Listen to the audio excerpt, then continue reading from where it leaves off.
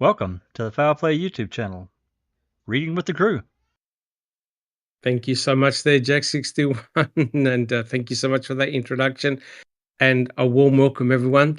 Thank you so much for joining us today on our podcast, and I tell you what, batten down the hatches, literally, right, Neverly? There's hurricanes, there's storms, and then there's Reading with the Crew. So again, guys, thank you so much for joining us. It's a real pleasure to be here. Today, you're in for a real cracker, let me tell you. We're going to be continuing our series, our Reading with the Crew series. But before we start all that, a warm welcome to everyone in chat. Thank you so much for all your love and support. My name is Dr. Silkman. I'm from the Foul Play team, and I'm from Adelaide, South Australia. So that we don't waste any time, guys, what I'm going to do is introduce our esteemed and hardworking panel. First of all, we have Jack61. Jack61, how are you coming along? Doing pretty good, Doc. I'm here in Southwest Michigan, United States, and I did a little change up on the photo today, a little bit different view of the burn pit and that whole back area. I thought it would be appropriate, but yeah, looking forward to some interesting and maddening material. I know what it is, and I'm just not going to say anything. Get ready. Yeah, I love your background screen. I love the home renovations, backyard renovations that you're doing there, Jack61. Thank you so much. Thank you so much. Next, we have that cheeky lad, Andy B. Andy B, how are you coming along? I'm coming along fine, thank you, Doc. I hope you're well. I hope everyone in chat and on the panel is doing well. Yeah, all fine here in the northwest of the UK, and looking forward to another cracking ripper of an episode. Fantastic. Hopefully we found shopping trolley man tonight, or something like that. Don't worry, we're gonna find a lot of things today for sure. Thank you so much, Andy B. No problem. Great that you're here. Thank you. And next we have Alice. Alice, are you there? Hi, welcome. Doc. Welcome. Hi, everyone. Hi, panel. Lovely to see you all. Hi to everyone in chat. I'm looking forward to seeing what you've got for us tonight, Doc. Fantastic. Thank you so much there, Alice. Great that you're here. Next we have I Don't Recall. I Don't Recall, how are you coming along? I'm doing well. Greetings from Northern New York, everybody, and welcome to Reading with the Crew. Fantastic. Fantastic. Thank you, I Don't Recall. Next we have Susan. Susan, how are you? I'm good, Doc. Welcome, everybody. Coming to you from the hot and sticky, humid Midwest. Oh, God. Thank you so much, Susan. Yep. And next we have Just Rhonda. Just Rhonda, welcome. Good to see you here.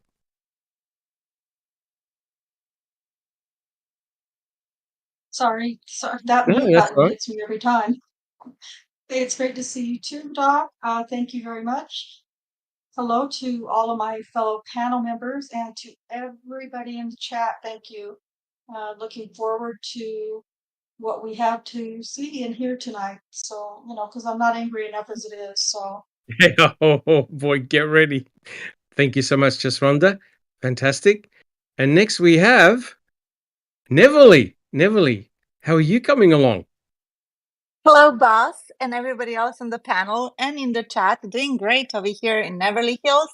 Awaiting Miss Hurricane Hillary. So I really hope that it's just going to somehow miraculously pass us and everybody's going to be safe. You know, the upside of not living down by the beach is that you don't have to worry about waves and whatever, tsunamis and so forth. So, yeah, I'm happy I'm here. Fingers crossed, and thank you so much. Murder and dismemberment calms me down. And cremation. Yes, cremation. Thank you so much, Everly. Let's hope. Yeah, I mean, all jokes aside, I live in Adelaide, South Australia. We don't get hurricanes. I mean, we do get violent storms, but yeah, hope for the best, and let's hope it just subsides and everybody's okay. But That's the again, thing, Dr. Silkman. We don't get hurricanes here either. yes, So, yeah, yes, that's very, surprise. very rare. Yeah. Very rare. All right. Well, look, Anyway, guys, thank you so much, Neverly, and thank you so much, everyone on the panel. Thank you for joining us. And as Jack61 has placed up on the monitor here, we do this for the memory of Teresa Hallbach. We here at the Foul Play team want to find the truth of what happened that horrible, horrible day. And as you know, Teresa Hallbach sadly passed away in a most horrific manner at a tender age of 25. Both Stephen Avery and Brendan Dassey were arrested for her murder. We believe that they're innocent. However, as a team, we like to deep dive and follow where the evidence takes us. We do believe in the innocence of both Stephen and Brendan Dassey. And we here, through your support and encouragement, we have no fear to go where angels don't want to go. We deep dive, we work hard, and good, bad, or otherwise. Well, look, guys, thank you so much for that. Susan, do you see everyone in chat? Would you like to call out who's in chat? And yeah. Doc, I have my mouth full of crackers. Can we get someone else to do that? Okay. Just Rhonda, do you see the people in chat? I do, Doc. Yep. Would you like to call it out? And yep. Thank you so much. I'd be happy to. Thank you. At the very top, starting, we have Jazznaz Gaming. I'm not sure if he's still here or not, and Jack61, Carol, Alligator 57, hello, JD. Welcome. Then we have Clive Coolidge, and I feel like I haven't seen Clive for a while. Welcome. It just could be just me. Andy B is in the chat. Angie Dickinson, welcome. It is great to see you. Dark Side is in the chat. Hello, Dark Side, my dear friend. Gloria, of course, the song starts running through my head immediately. Welcome. It's great to see you. Let's see. Neverly Darlin is in the chat, and we are all going to be keeping our best positive thoughts and prayers for Neverly, that she is safe. Sherry Lynn Puntino, welcome. It's great to see you. Sven Helglen, hello. Welcome to you. Welcome. Inexplicable, I can't speak. Inexplicable Susan. Hi, Susan. Behind the Magic, and we have Under Your Stars. Welcome. It's great to see you again. And we have Colette M. Great to see you always, Colette. And welcome. We have Graham Moss. Hey, Graham, it's great to see you again. And Charlotte Dowling has popped in. Great to see you, Charlotte. Thanks for joining us. Alice in Wrongful Conviction Land is here with us in the chat and on the panel as well. Great to see you again, Alice. We've missed you. Let's see. Pete Moss. Hey, Pete, how you doing? Great to see you. Glad you're able to join us. And Anthony Hills. I don't know. It's great to see you, Anthony. Thanks for joining us again. I don't know that there's really anything else to say about the letter from Stephen. I think we talked about it a little bit. I don't know if you're referring to foul play as far as silence goes, but really wasn't much to say. So we have Nacho Loco Duco. Hey, it is great to see you, Nacho. Welcome. Duke Juke. Hey, Duke Juke 11. One of our newest mods. It's great to see you, Duke. Hopefully you'll be able to join us on the panel soon.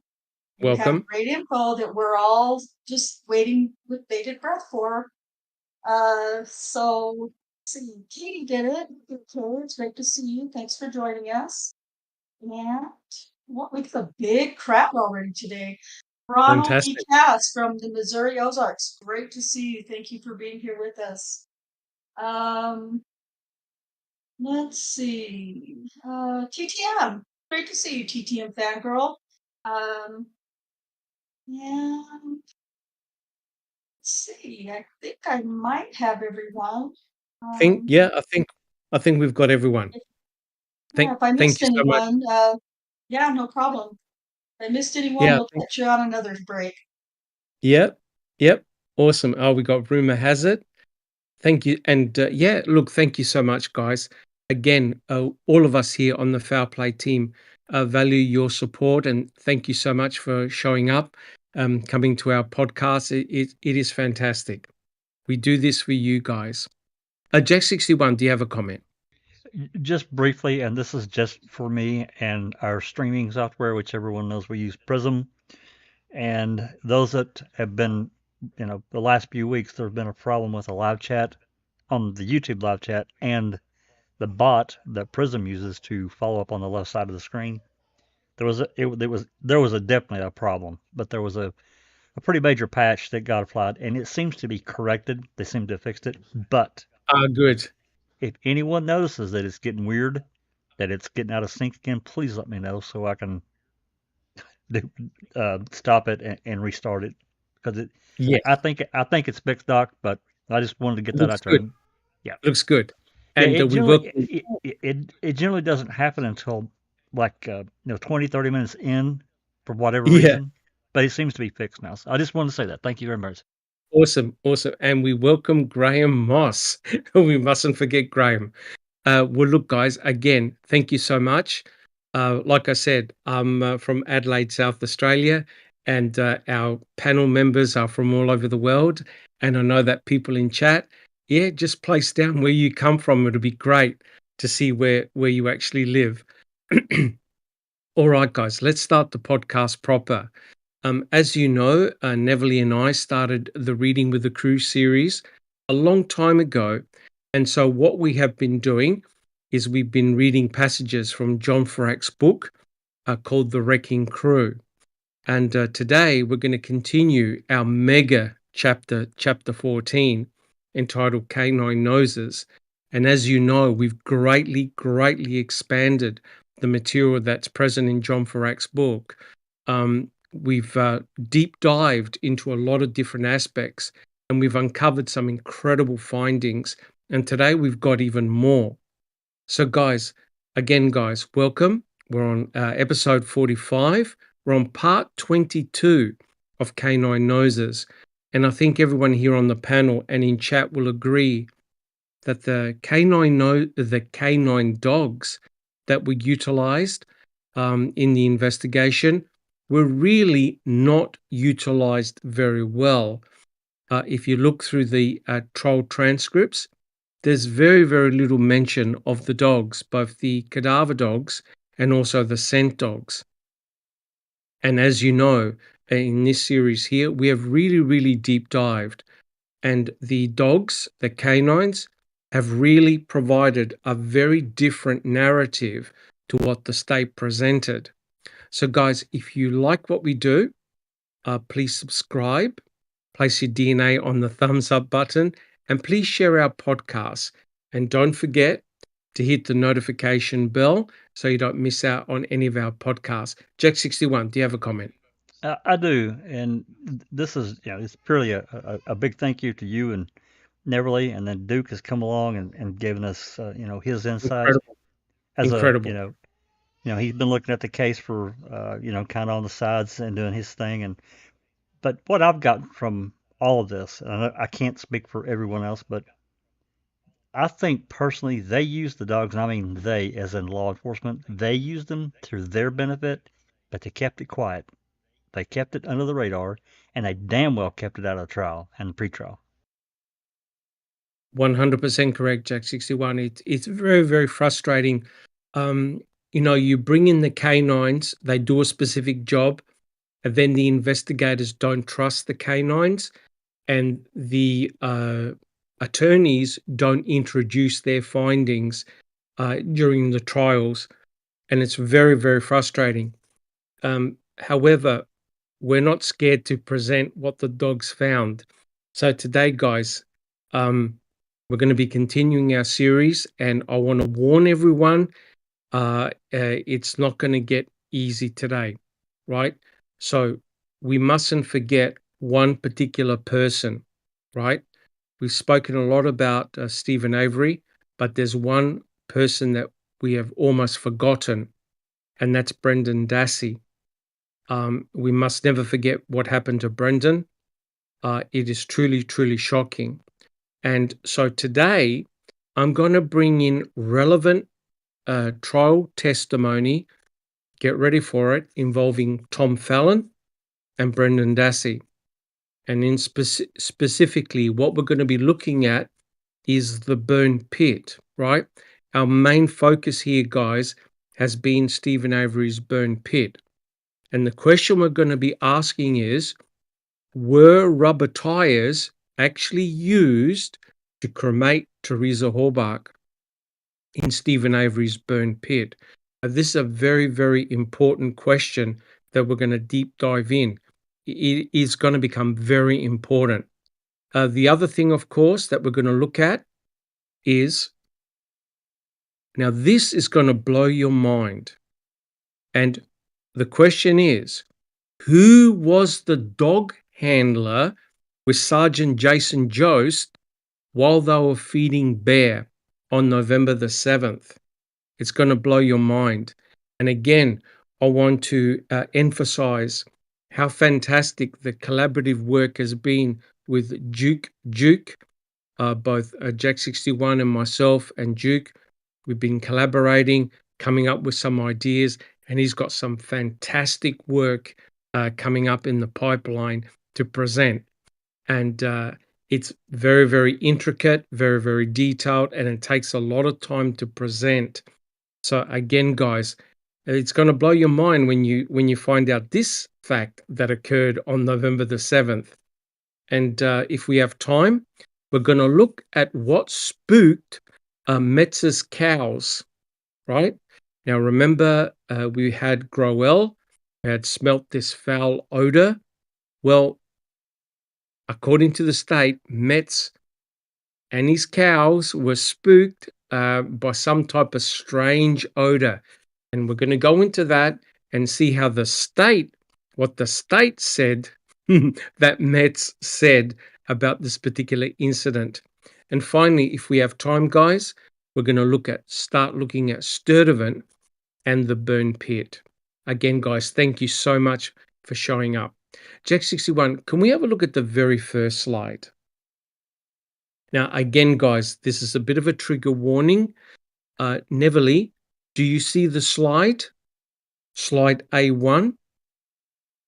I do. I wish, oh God, that picture. Oh. Oh, yeah. Oh. This is Rhonda's boyfriend. Total. She hates him with passion. I just want to say, yeah, if anybody that's going to be reading, if the type is too small, I can pull up the actual photo and blow it up. I can't blow it up using PowerPoint, so let me know. Yep. So, Neverly, if you like to, if you can read this. So this is Tom Fallon. This is during Brendan Dassey's trial. Now, remember, the state were always stating that the primary burn site, the primary site of cremation of Teresa Halbach was the burn pit. Now, have a listen to what Tom Fallon says during his closing statement. This is in Brendan Dassey's trial. Neverly, would you like to start, please? Thank you. And then Stephen Avery gets another monstrous idea. I mean, come on, guys. Just this is enough to trigger us. Okay. Just this, yeah. Yep. Okay. And then Stephen Avery gets another monstrous idea. I know, instead of burying her in the nearby pond, we'll burn her. But first, Brendan, you wait here. I got to go back and get the gun. And at that moment, the defendant becomes the silent sentinel for the last moments of Teresa Halbach's life. Stephen Avery returns to the garage and shoots her 10 or 11 times on the floor of that garage. And in the blink of an eye, the killers become pallbearers carrying her out in the blackjack creeper to the fire that's already started, to the fire that's ready to go under the cover of darkness, to a bonfire that's common on that property, carrying her to the funeral fire. Only this is not a funeral fire of days of antiquity where family and friends come to honor the dead for their life. What the hell is he talking about? Keep going. This was not that. This was an incineration. It was not conducted to honor her. It was conducted to destroy her. It was conducted, more importantly, to destroy the evidence of these heinous acts. Moments pass, and it's time to clean up. It's time to cover up. The SUV is taken down to the other part of the salvage yard. It's covered with with bush. Fence posts with bush and the hood of a car, all part of the plan to cover up these acts. Then it's back to the fire. What are we going to do? Now it's time for the fire to be tended. More tires, more wood, more bush, a van seat are all thrown onto the fire to conceal the horrific acts that they have done. Now let's step back for a moment. It's about 7:30 to 7:45 now. The defendant's mother is returning with Scott Tadich from Green Bay. And you recall the stipulation. If called to testify, Mr. Tadich would state that between 7:30 and 7:45 on October 31st, he was at the property where he dropped off Barb Yanda. All right. Before you read the second page, do we have any comments here? Oh, God. Anyone want to comment? For Susan. fuck's sake. What a stupid story. Oh my God. This is the shit they're selling the jury. The jury. He's so captivating. He's such a lawyer, and he's wrapping these lies up so tight in this horror story about these people out there on this fucking junkyard to enrage them. That's what he's doing. Is this his rebuttal closing? I think not sure whether it's the rebuttal or the part of the closing statement. Okay. But yeah.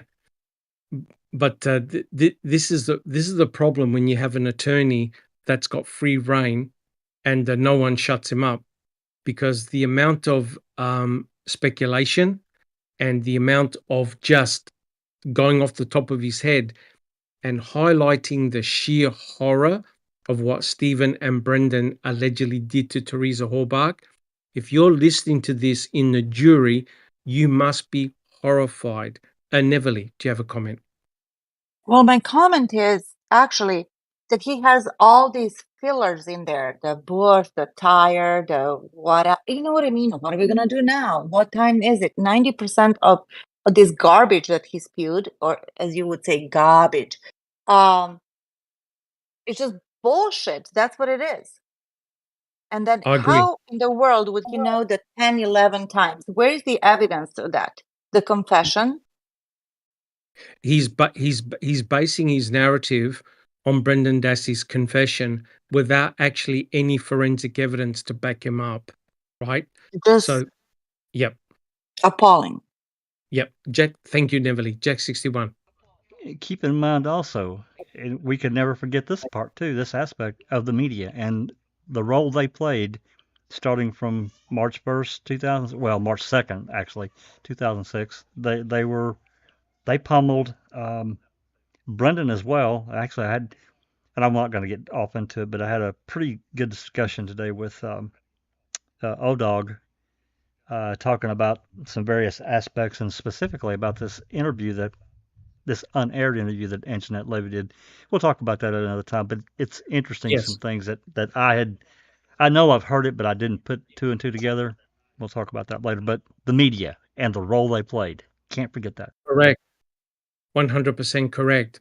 So basically, this guy here, Tom Fallon, has got no filter at whatsoever. Alice, do you have a comment? It's actually a question in chat, Doc. Yes. Kelly McCallion. Hi, Kelly. Nice to see you in chat. Welcome. Question: has anyone ever asked them why the depositions stopped? The depositions shouldn't have had anything to do with Teresa going missing. Yeah, that's a very, very good question. And I suppose at the time, there was a lot of things happening, but the mere fact that Stephen Avery was arrested and eventually charged with the murder of Teresa Halbach, I think he had more important things in his mind rather than the depositions. Now, I understand stopping the depositions was definitely not a good idea. But if you're being charged with murder, I think you want to clear your name, right? It's very hard to try and roll up for depositions if you've just been charged with murder. Jack 61. Yeah, and thinking back about this, and I know we've talked about it in the past, and actually, if you listen to Glenn and Kelly from the actual real time, I think they had a real fear that law enforcement was going to kill him. Seriously, I think they had that fear because Yeah. remember on November 9th, when they arrested him that afternoon Yes. after Yes. they wouldn't let him talk to either one of them, and they tried all day, and it wasn't up until I think close to 10 o'clock, 10 o'clock that night, they finally let one of them in for a short time. It was such bullshit, but I think that they had a real fear. But I agree with Kelly that they should have never canceled those depositions. That was a huge error, in my opinion. But I guess I get it.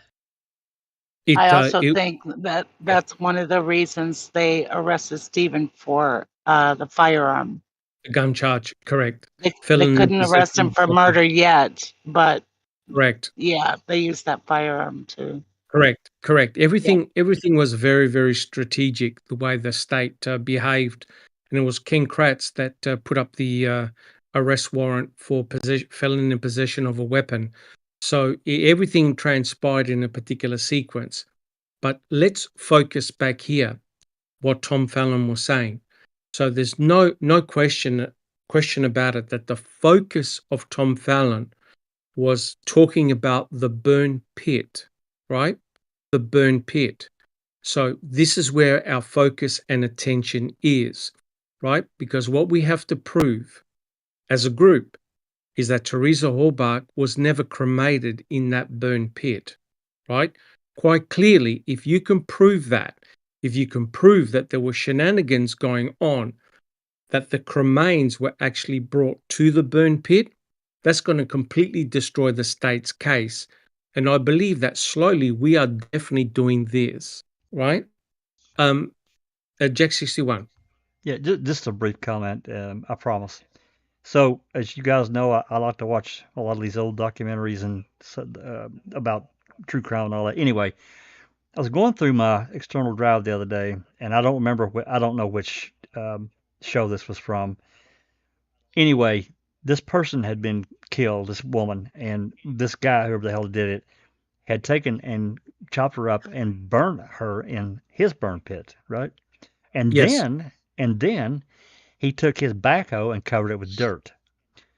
So anyway, the cops they get a tip or whatever that this has happened here, and anyway they had the cadaver dogs with them, and those dogs went directly to that pit. Yes. They showed it in real time, and Correct. as they got closer, all of them commented about how bad of an odor there was. All of them. Correct. And we don't have any of that in our case. Correct. Correct. And that's exactly what we're building up to. But you got to understand, guys, as researchers here on the team, We have to present the material in a sequential, logical manner. And when you see it, you realize that people like Tom Fallon, Ken Kratz, were completely full of shit, right? But this is what happens when you have an attorney that no one can control. The amount of rubbish that is spewed, and don't worry, it gets worse. You've got to understand what effect that would have had on a jury. And poor Brendan Dassey would have been sitting there thinking, what the hell is going on? Susan, did you have a comment? No, Doc. Sorry. Okay. Jack 61, can we have a look at slide A2 if there are no other questions in chat? Are there any other questions in chat? Alice, do you see any questions? We've got one from Graham Moss. Hang on a wee sec till I get back to it. It's just up a wee bit here. If she was burned in the gravel pit, what fuel did they use? Well, that's an excellent question, and we're going to be deep diving into that for sure. But what you got to understand is that we can only work with what we have, right? We've got the box of bones, right? We've got the box of bones, and we've got other cremains that were found in the Manitowoc County gravel pit. Very likely there were cremains found at Cuss Road. There were cremains found in Yunda Burn Barrel number 2. And there could have been cremains elsewhere that we don't know about. But that's a really excellent question. And in actual fact, if you look at A2, have a look what Tom Fallon talks about. This is very, very important.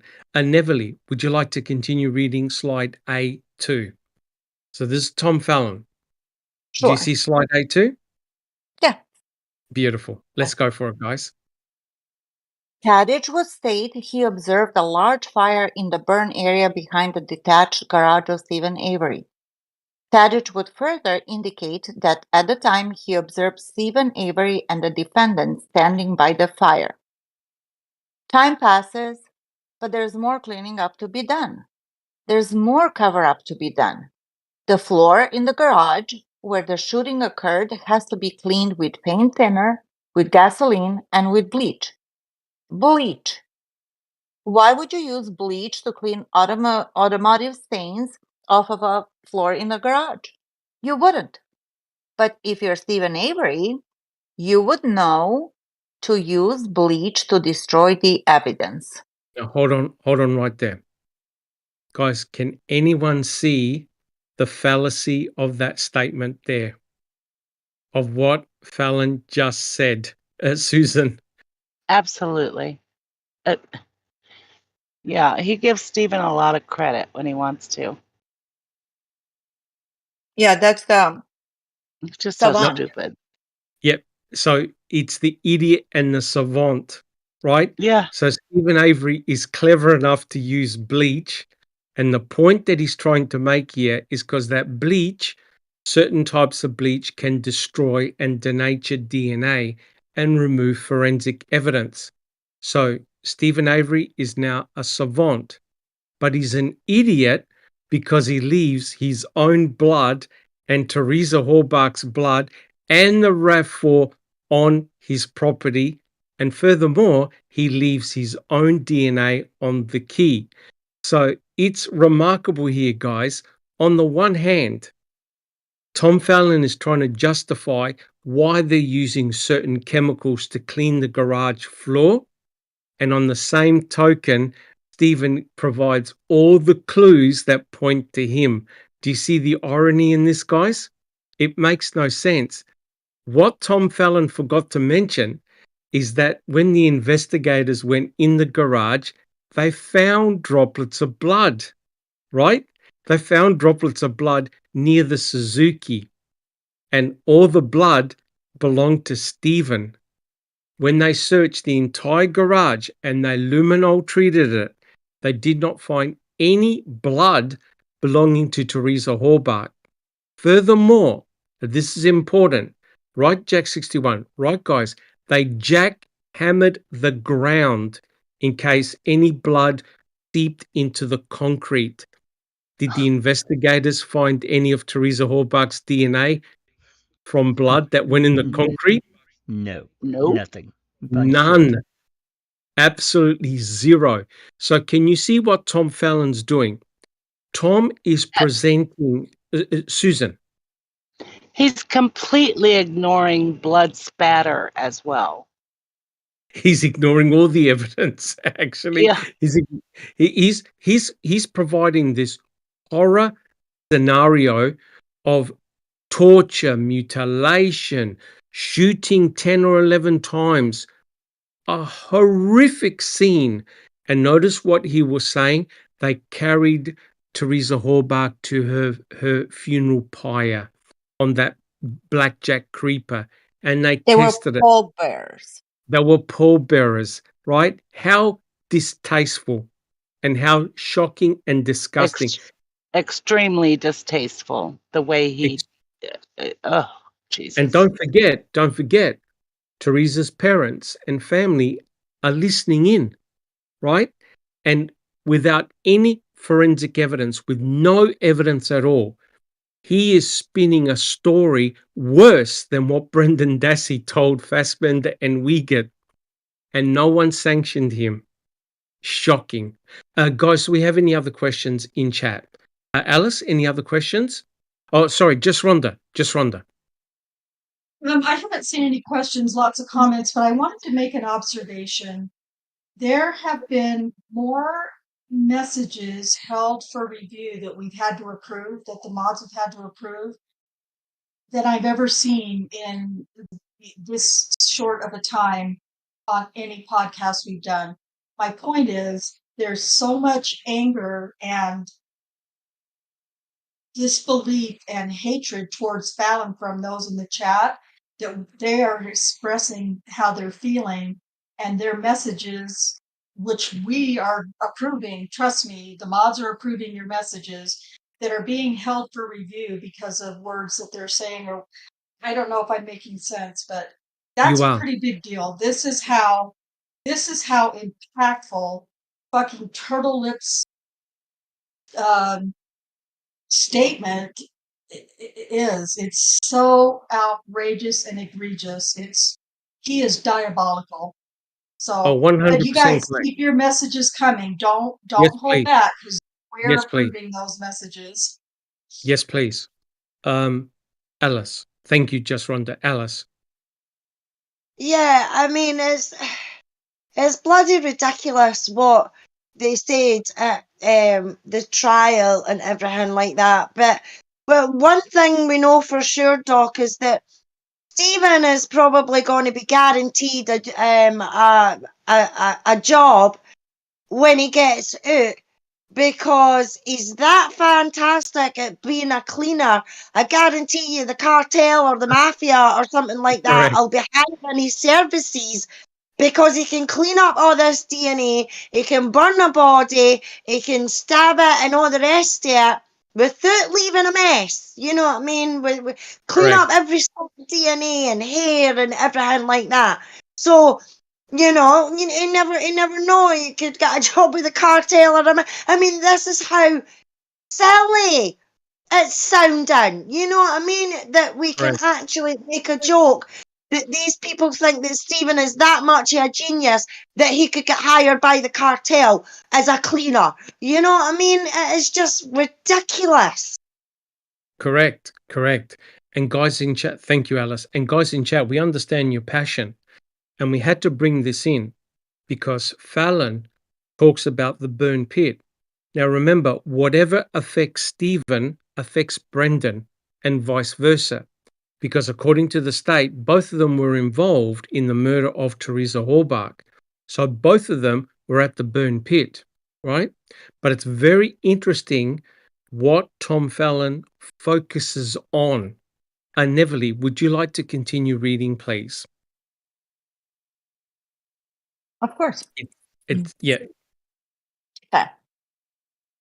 What else is destroyed? Her clothes. There wasn't just a bag of rags that was used to clean up. Teresa Horbach's clothes were used to clean that up. How would you know? And they were thrown in the fire along with the bedding. And just as Teresa and her clothes were burned, just as her personal effects were earlier disposed in a burn barrel, the camera, the cell phone, and the like, her purse, her Palm Pilot, all of that burned. Eventually, the killers have to go back to the fire because to consume a body requires a great deal of heat. More tires, more fuel. And they go back and they tend the fire. And they watch the fire. And they must have thought they were home free. But we know that they were not, because Teresa's remains bear silent witness to the killer's deeds. Tom Sturdivant, Rod Pevito, Leslie Eisenberg, and Dr. Jeffrey Jensen would see to that. Whoa. Okay. Jesus. Yep. So you see what Tom Fallon has done. Tom Fallon is saying, oh, yeah. The reason why you can't find all of this forensic evidence is because it was all burnt, right? But notice he emphasized the use of tires, right? Tires, more fuel. Tom Fallon knew that to convert a human being to tiny bone fragments requires an incredible amount of fuel and time, both of which Stephen and Brendan didn't have. But they don't want you to dig deeper. They don't want you to ask the hard questions. How do you convert a human being into tiny bone fragments? But furthermore, and we'll be discussing it later on in another podcast, and Duke will be coming on as well, talking about item BZ. Item BZ really complicates the state's case big time. So notice, Tom Fallon is fully aware that you need a lot of fuel and a lot of time. Notice what Tom Fallon said. Oh, yeah, they had more tires, more fuel, they had to tend the fire, right? So this is very, very interesting what Tom Fallon says. Now, do we have any comments, guys? There was a question. Get back to it. Question: wasn't the clothes burnt in Avery bin? In the burn barrel? I think so. I think that's what he's meaning now. Right, because the only clothing apparel that they found were the rivets of the jeans, as far as I'm aware. And when Tom Fallon said the bedding, the investigators asked, when the sifting process was done, did you see any evidence of any type of bed spring or anything like that? And the answer, of course, is no. There was no evidence of burning any type of mattress, bed springs, clothing, etc., etc. Susan. Bedspread. No, bedspread. Bedspread. It was still there in the trailer. Correct. It's just Correct. such bullshit. Correct. Yeah, I think they may have found some burned clothes in Barb's burn barrel, but I think they were either the kids or Barb's or whatever. Correct. And Jody even admitted, sorry, Susan, Jody even said that they had burnt some of her old clothing as well. That's how they used to get rid of old stuff that they never used to wear. So for Tom Fallon to say that her clothes, and how insensitive is this?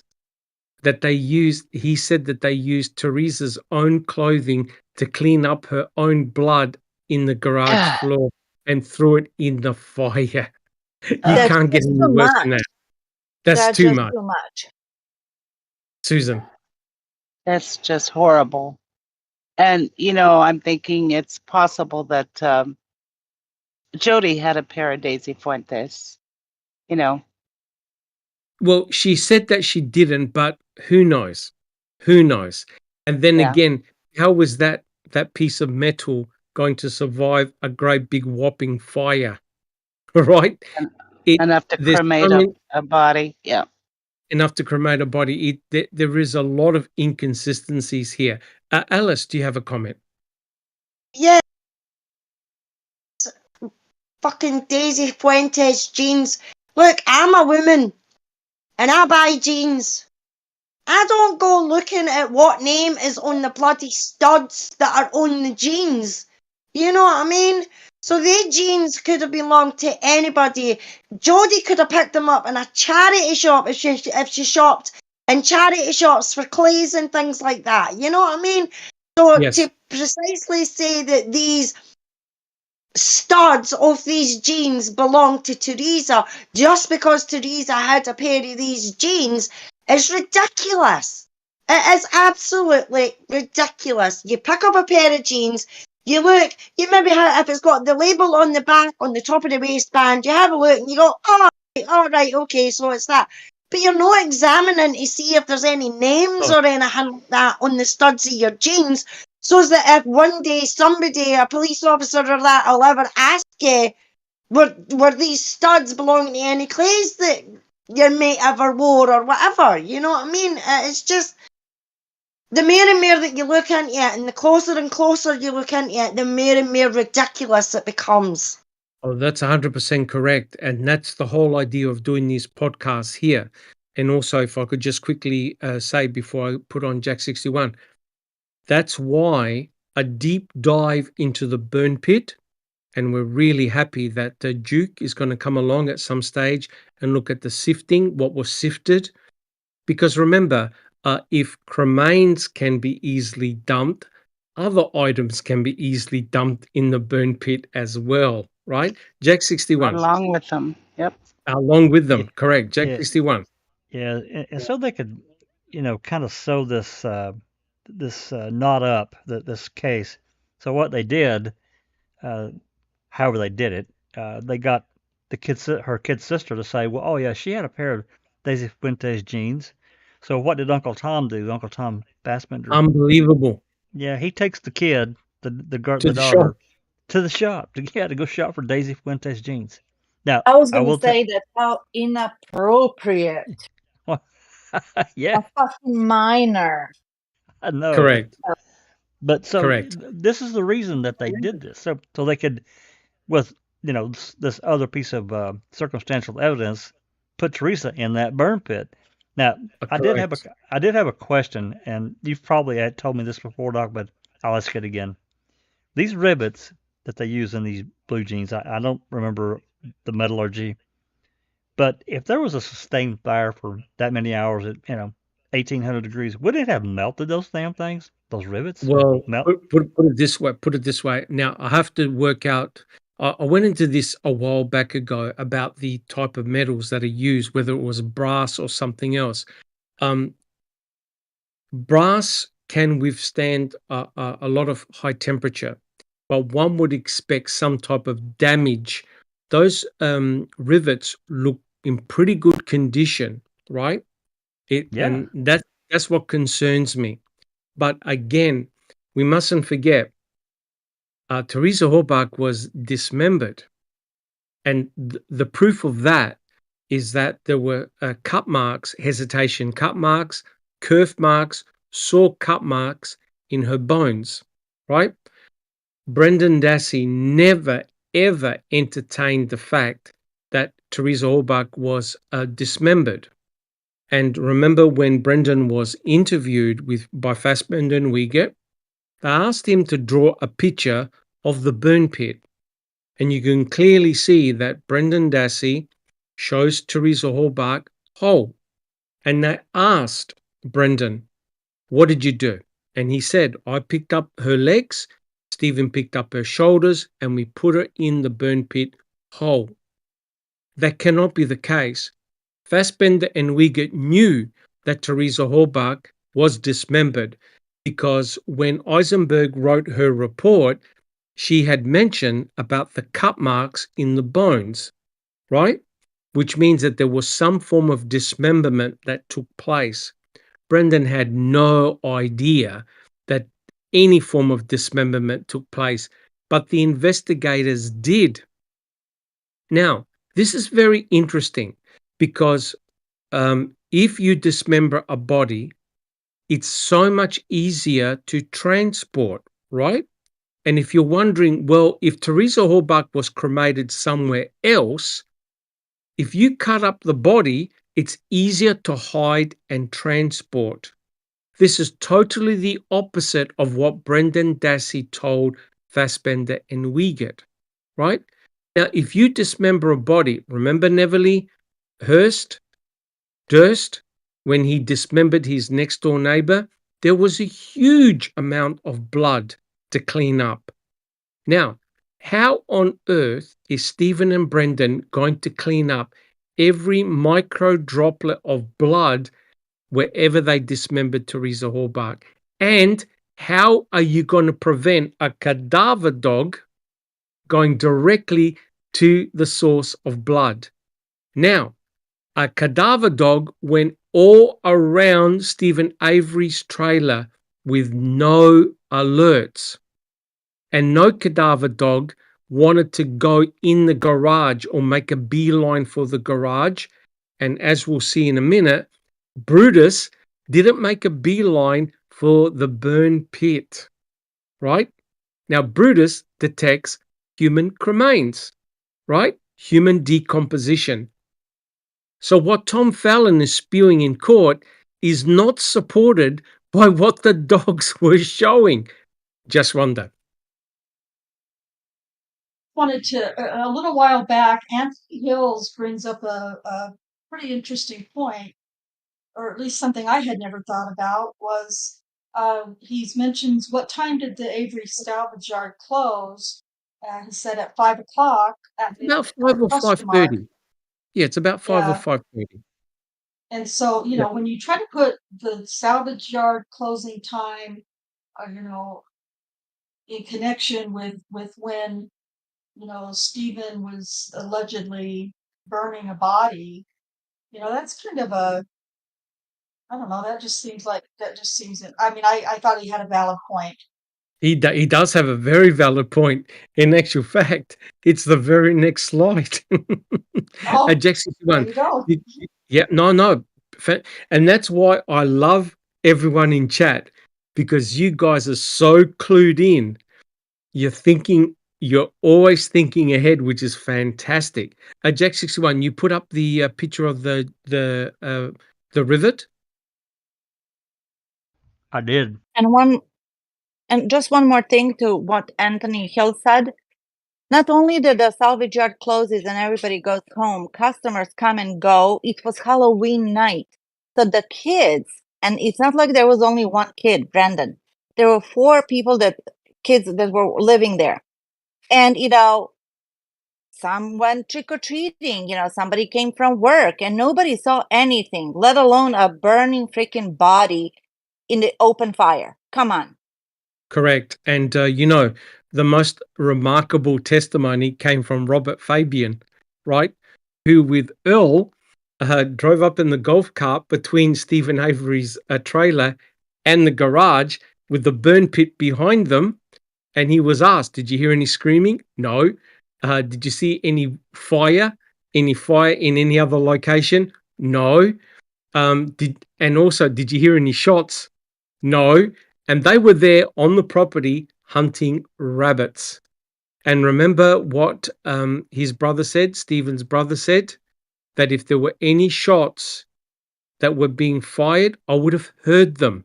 And he said that in remember when the police interviewed Chuck, when the police interviewed Chuck, he voluntarily gave that information out, that had he heard any shots, he would have heard them, right? He heard nothing. Jack 61. Yeah, I think it's also, you know, about the fire. I think it's important to remember the fire really didn't become anything until middle and towards the end of November. It was weeks later. It was not anything prevalent. And even at that, and this is a question no one can answer, why didn't Kratz and send Fassbender and Wiegert after Brendan immediately? Correct. And remember Skolinski, very early on, Skolinski gave the hint to Brendan, you saw something. Yep. And that's the approach that they took. You got to understand, guys, poor Brendan had nowhere to go. If the state were blaming Stephen for killing Teresa Hallbark. And Brendan Dassey goes, hey, I was there helping out my uncle. We went around the yard. We collected a few items. We had a small fire. We burnt them. And I went home. Now, if the investigators are blaming Stephen for killing Teresa Hallbark, Brendan Dassey was there. By proxy, he was there. So the investigators are thinking this. Look how clever this is. Brendan, either you were a witness or you were a participant. Which one is it? I.e., either you rat on your uncle or your uncle's going to throw you under the bus. That's exactly what Fassbender and Wiegert put to Brendan. Your uncle's going to blame you for everything. Jack 61. Well, and this is just my opinion, and I can't prove it, but I fully feel that Candy played a huge part in this in January, and she was talking this stuff to her daughters. And then finally, Kayla told this counselor something about whatever, a dream or whatever it was. And this provided a way for them to get at Brendan, because we're almost 5 months later when they finally really go after him. It was the end of February 2006. And there's no explaining that. There's none. Because Brendan had admitted early on he was over there. So why didn't they go question his ass, Correct. Because they needed something to link him to what happened. Right? They needed something to link him. And Duke made a comment about potentially where the rivet could have come from. He reckons that the river either came from Cuss Road or the Manitowoc County gravel pit. And we're going to be focusing a lot initially on the Manitowoc County gravel pit. There's no question in my mind that was a site of cremation, and that Cuss Road was likely a temporary burial site, right? Now remember, you're not going to be under too much suspicion if you burn a body part one at a time rather than consume a whole body all at once, right?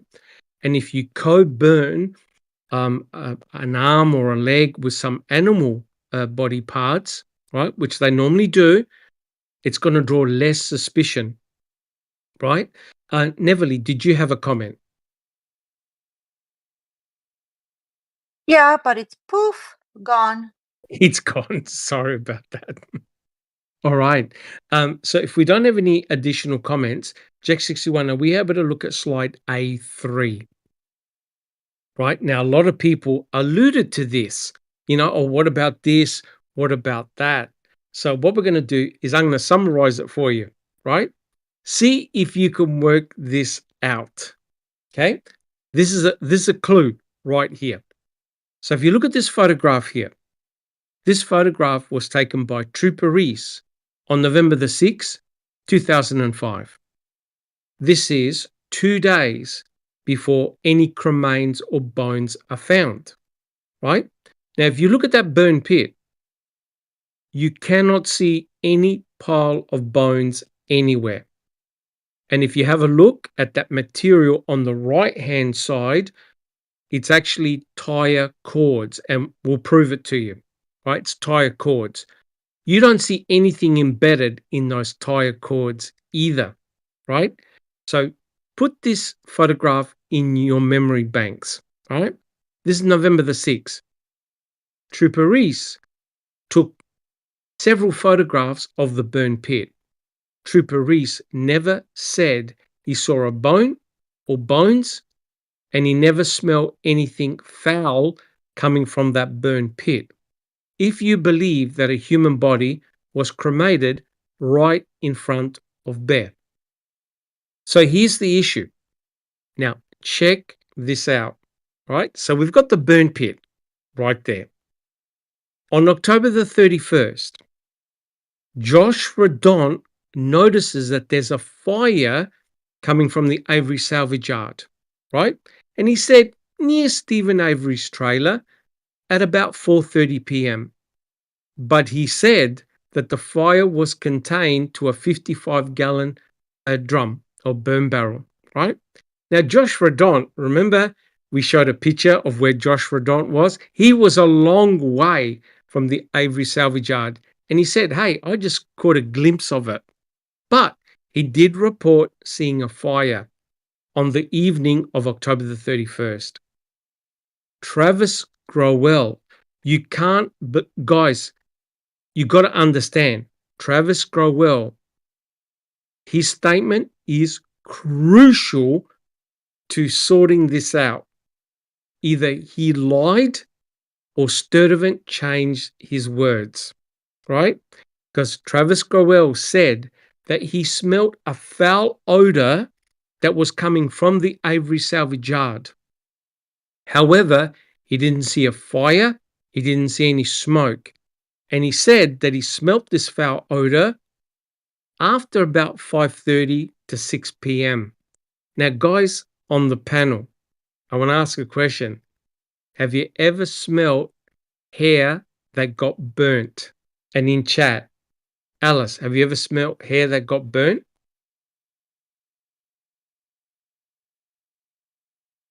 Hair. My own hair. I've smelt my own hair burning. And it's bloody disgusting. So. Very distinct? Yes. Okay. Interesting. Andy B, have you ever smelt burning hair? Actually, I don't think I have. Okay. So I can't answer that question, I'm afraid. Well, Andy B, we can arrange it. We can arrange it. Thank you, Andy B. What about No you? What about you? I don't recall. Have you ever smelt burning hair? Yeah, back in the days when I used to use a curling iron every day, I did, and it was not a good smell. It's awful. Okay. Susan, what about yourself? Absolutely, many times, and yeah, my own hair. Okay. I've got Okay. fire before, and it stings. Yeah. Okay. Yep. Bad smell. What about you, Jack 61? Oh, absolutely. I smell burning hair. It's a very acrid, very one you won't forget for sure. You could, see it done and then later smell burning hair. You would know exactly what it is, kind of thing. And Andy B, by the time we're done with today's podcast, I imagine your hair might be on fire. Yeah, definitely will be on fire. Correct. Thank you, Jack 61. What about you, Just Rhonda? Yeah, just like all the other ladies in the panel have said, I've smelled my own hair burning from curling irons, blow dryers, all those things. And the thing is that those weren't even fires that I've smelled or that I think these other ladies have smelled. We just smell burning hair, not hair that's on fire. And that's a very distinct, unpleasant odor. So, Yes. yeah, it's nasty. Yes. Thank you, Just Rhonda. What about you, Neverly? Yes, many times stinks like nothing else. Very distinctive, like you can recognize it, whether it's your hair or somebody else's. Correct. Gross. Correct. And yes, I've smelled my own burning hair. When I was a little kid, I used to light off a lot of fireworks. And some got a little bit too close. And look, burning hair is a very distinctive smell. And we welcome Barb. She's in chat, right? Now, let's think about this, right? A human body, I'm not going to go into detail because too gross and graphic. But everybody who, a first responder, a fire person who smells a burning human body says that the odor is unique. You never forget it. And furthermore, a lot of firefighters have responded that the smell has lingered on their body and in their nasal hair. They can't get rid of it. It lasts for a long period of time. Now think about this, right? And maybe Barb can answer this question in chat. Brendan Dassey and Stephen Avery were meant to be standing right in front of a cremated Teresa Halbach, right? Because they, according to the state, they tended the fire, right? So you've got plumes of smoke, you've got a human body being cremated. Brendan Dassey went home that day.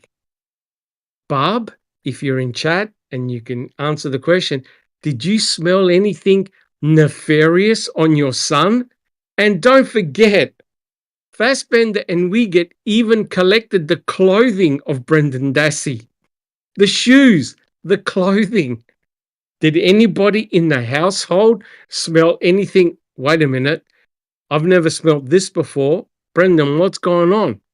My understanding is that no one had reported any nefarious smell, right? Now, if you think about it, just hair smells bad enough. Could you imagine all the internal organs smelling as well? The bacteria, the bowels, the blood? Are you guys kidding me? And yet, as you can see, Travis Growell said that he smelt a foul odor, right? But there's one problem that we went over last week, in that the wind was blowing away from Travis Growell. It wasn't blowing towards him. It couldn't have been coming from the Avery salvage yard, which to me proves one thing, that if a cremation event took place, it was very close to Travis Growell. Guys in chat and on the panel, would you agree? If there was a cremation event, that cremation event was very close to Travis. It couldn't have been from the Avery salvage yard. It was closer towards him. Jack 61. Agree. Yeah, Do you agree. guys agree? Absolutely. Yeah, you know, Yeah, I and we have agree. we have to consider all the other that you know you guys have already presented, and that is you know Yost being the close by the fire or the burn pit, and also Fabian. You remember they pulled up between the trailer. You showed that last week. Oh, yeah. They Yep. were right there. They would have smelled if there had been somebody burning there. They would have smelled that pit. There's no doubt in my Correct. mind. Correct. So what we have here is Tom Fallon ignoring everything. He's telling a narrative of what Brendan allegedly did, and he's ignoring all the factual evidence that points away from the burn pit, right? And so we now know, through a lot of good work, good research, that something definitely occurred in the Manitowoc County gravel pit that Kratz and Fallon and nobody else wants you to even ask or answer. But we're not scared to go there, right? Something major occurred in the Manitowoc County gravel pit. It's very likely that if Travis Growell smelled something, it was coming right next door to where he was, right? Because in the Manitowoc County gravel pit, you've got Sergeant Jason Jost with 4 cadaver dogs. So the cadaver dogs were there. You've got his report in which they write all GPS coordinates and make all these comments and take pictures. We have none of those. And I know Jack 61 has asked for a FOIA, but other people have asked for FOIA. Wiegert says, nothing to see here, guys, right? Josh Redon says that a few days after the 5th, the entire Manitowoc County gravel pit was flood lit, right? And then, of course, you've got, right, Neverly, you've got the medical examiner who signs Teresa's death certificate on Yep. November the 10th. Yep. Right there on the spot. He On the comes in spot. and he declares her dead. How? Correct. Correct. And you've got Fassbender, Wiegert, Pagel, the medical examiner, a correctional officer, and Lord knows who else, all in the Manitowoc County gravel pit, right? And then, of course, Jack 61 played the call. You've got Pagel, who's giddy, saying, yeah, oh, yep, we got our case, found blood in her RAV, on the key, and we found body parts and bones and everything. That's and everything paid off. Everything paid off. And everything So paid what off. did they do that's risky, but it paid off? It's called Because planting. It's called planting. Exactly. Because what else did he mean by that? That's correct. Planting it is. It's called planting, right? And now you can see, and don't worry, there's more. You can now see what they did, right? they would have found those cremains or evidence of Teresa Halbach being cremated off the Avery salvage yard. And they thought, wait a minute, how are we going to make this case work? And remember, Susan, what you said months ago? If they found something in the Cuss Road, why didn't they point the finger at Stephen? And the answer is they couldn't prove that Brendan Dassey was there with him, whereas Brendan Dassey admitted being with Stephen at the burn pit, and Josh Redont sees the fire, not at Cuss Road, but on the Avery salvage yard. So they put everything together and said, okay, we have a fire, let's put everything in his burn pit. And that is a stronger case than trying to make the Manitowoc County gravel pit or Cuss Road to work. Susan. But at that time, Doc, they didn't have Brendan involved. No. I mean, no. They didn't, yeah. No. But remember, Josh Redont wrote the report on November the 5th. I saw a fire. What did Travis Growell say on November the 10th when he was interviewed by Sturtevant? I smelt a foul odor and it was coming from the Avery salvage yard. What did Jason Jost write in his report? Oh, I put 2 and 2 together. And he mentioned Josh Redont. So if Jason Jost is your bone planter, can you see that everything fits perfectly? Jack 61. Yeah, and well, this was for Susan. Remember, they didn't really finalize their story until months later. It wasn't like in the beginning. This went on for months to put this together. I think how they felt that they could prove in court and trying to make these little connections. I think that's why there was nothing connected to Cuss Road at all. They didn't want Cuss Road involved. Kratz didn't, or the Manitowoc County gravel pit, or Redont's quarry. Right. But they did. Right. But they they did put the bones in the pit on the 8th. So I mean, that's very early on. Yep. It's the day after Cuss Road, basically. That's right. The day after Cuss Road. Correct. I just don't think they were that far in to their theory or their makeup story. I still think there was something else that stopped them from. I mean, it's what, a quarter mile away from Stephen's back door. Correct. Something like that. Correct. Yeah, something like that. Correct. Cuss Road is correct. I don't know. Correct. Remember, they were under a time crunch too. Remember, they had November 10th looming over their head. They did.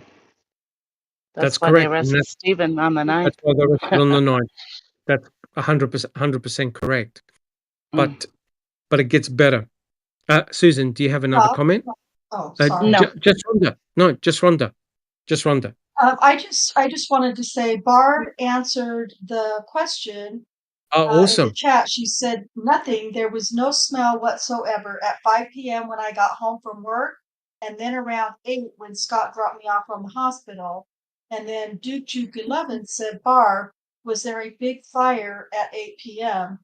And I believe Barb said that it was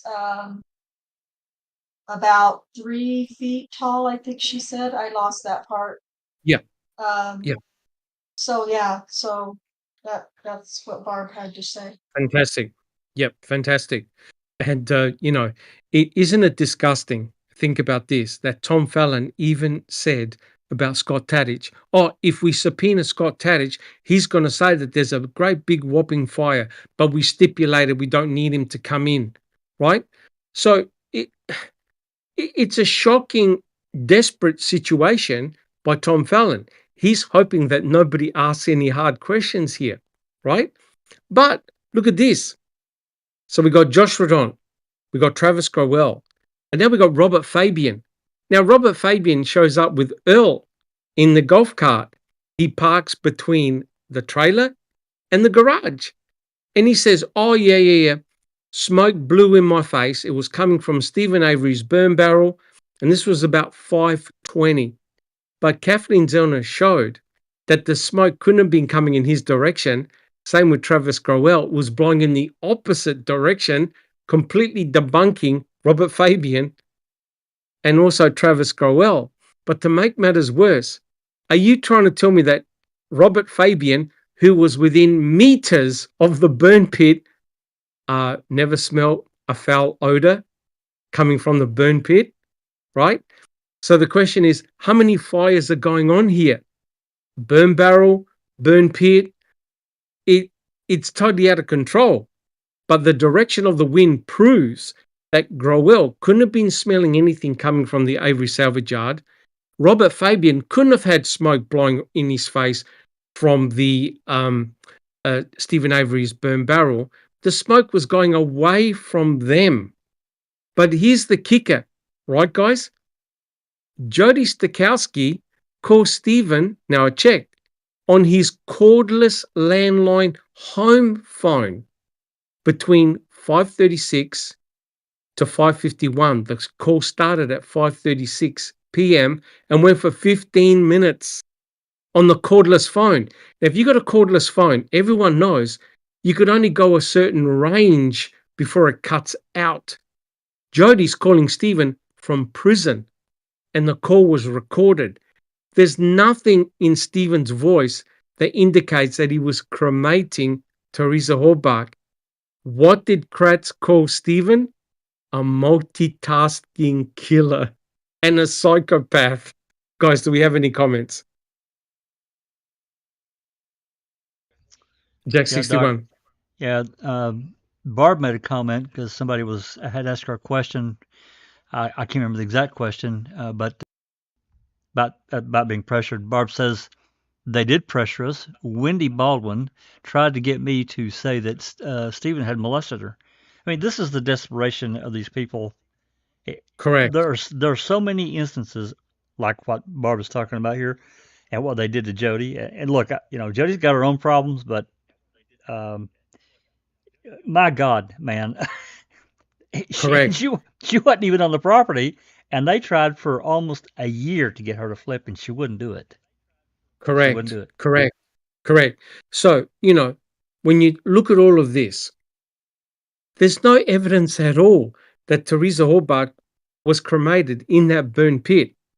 All the evidence tends to suggest that the burn pit was not the primary site of cremation. It made no sense, because had it been, Robert Fabian immediately would have said, Stephen, what are you burning in your burn pit? What's that awful foul smell? Barb would have said, Brendan, what's going on here? His clothing would have reeked in smell, in odors. No one detected a damn thing. Just Rhonda. Barb said, we really appreciate you, Barb, for being willing to Yes, we ask do. questions for Thank us you. and straighten things out. She said, Uyghur, every time I seen him, the words out of his mouth was your brother or the yard. That's just You're 100% correct, Barb. They threatened everyone. And we've read all the reports. They threatened both of your brothers. They threatened you. They threatened your sons. It was bad. And so the whole idea was to isolate Stephen Avery, to isolate him from the family, right? Jack 61. And Jody, and another tactic that they clearly did was to create issues between the family members. And it's hard when a cop or a bunch of cops are talking to you and saying all this stuff, blah blah blah blah blah, to enrage you against another family member. It has to have an effect. It does.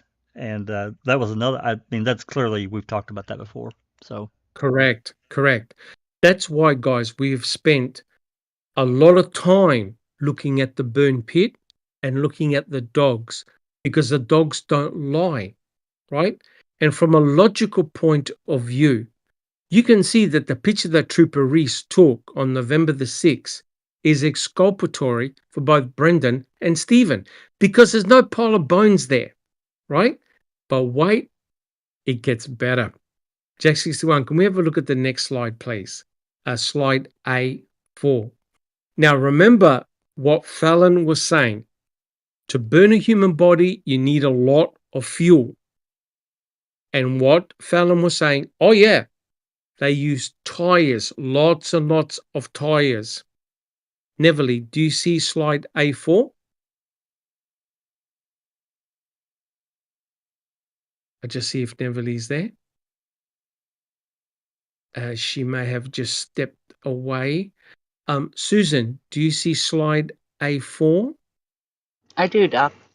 Yes, would you like to read it? This is Strang questioning Dr. Fairgrieve. Now, Dr. Fairgrieve is the forensic anthropologist for the defense. Have a listen to what he says. Let's go for it, Susan. Shall we have someone else reading? Oh, yes. Fairgrave? Yes. Who would like to do the answers? I can. I don't recall. Okay, let's go for it, guys. Had tires, rubber tire, car tires, some sort of tire, been used as a fuel to burn this body, would you have expected a burnt rubber residue sort of smell on at least some of the bone fragments? I have encountered that myself in experimentation. Is it a pungent or a strong smell? When you are close to the bones, it can be strong. And when you say you have encountered that yourself in experimentation, Yes. perhaps you can tell us what that is.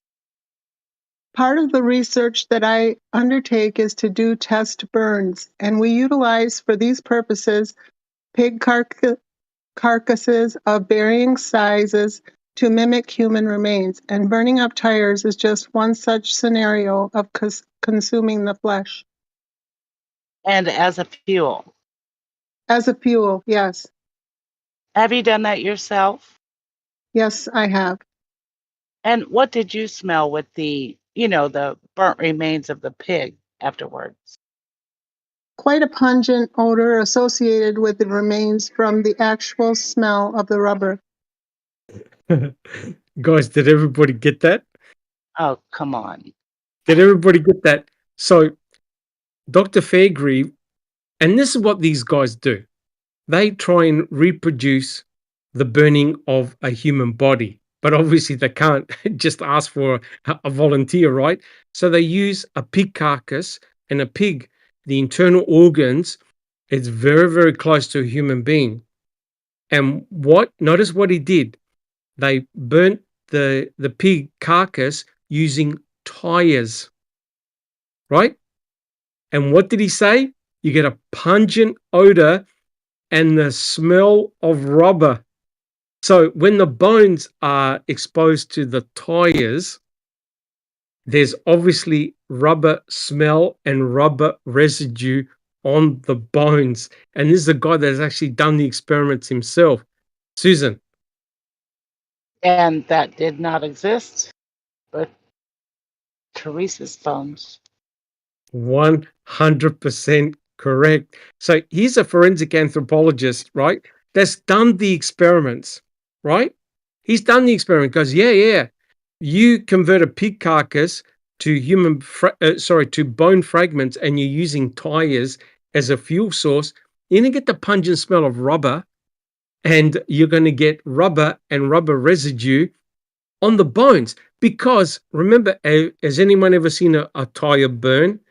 Thick black smoke, you're going to get that residue material on the bones themselves.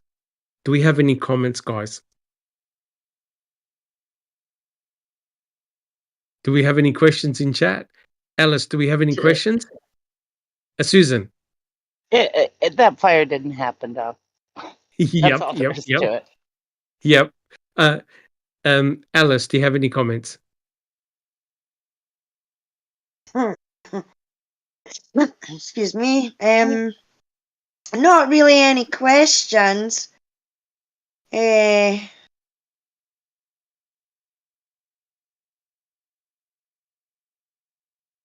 just some people are asking Barb some questions. Rumour has it says it's disgusting what they did to the Avery family, causing all the infighting. I can't imagine being under that much pressure to turn on your family. Yes. Yes.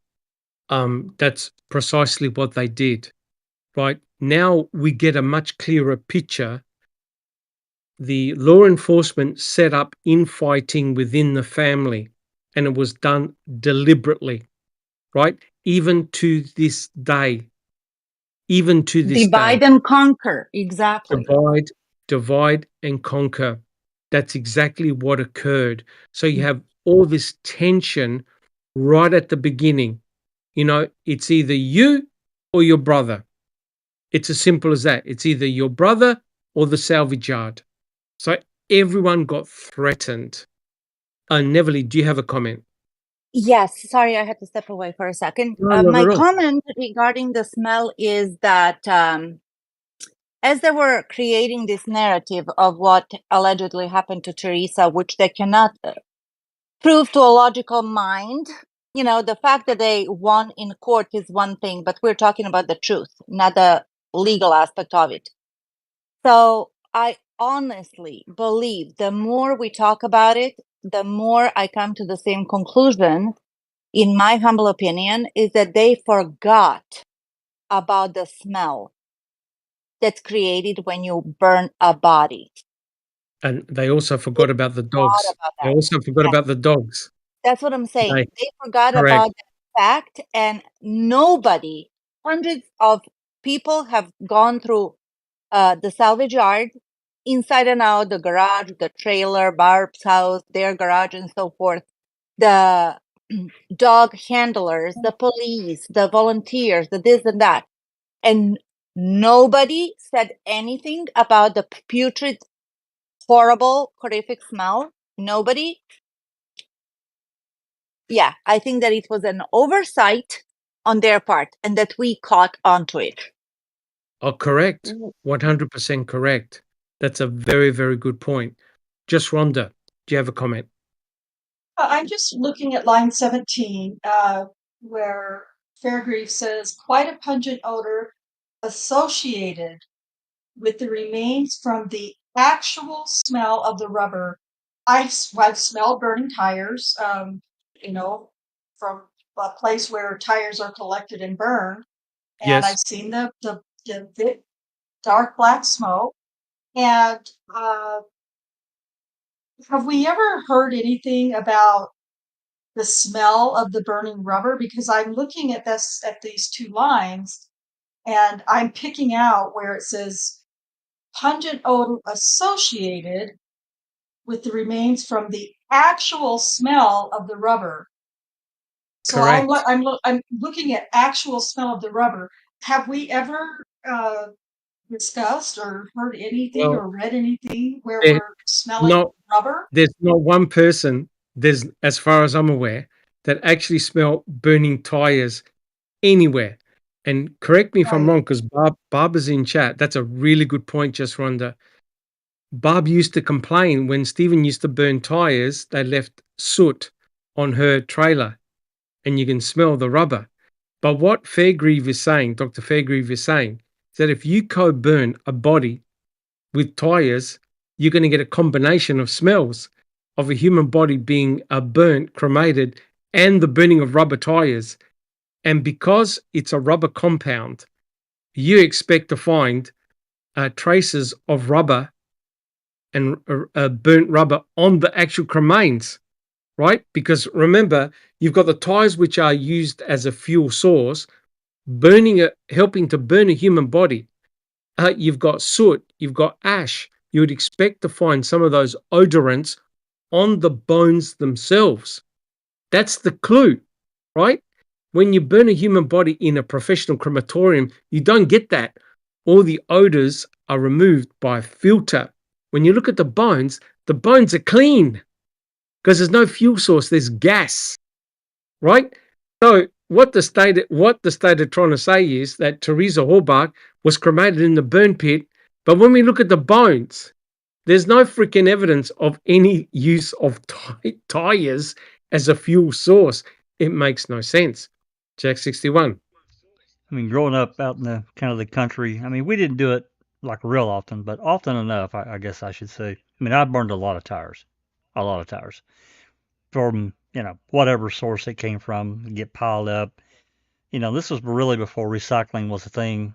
It's like old motor oil.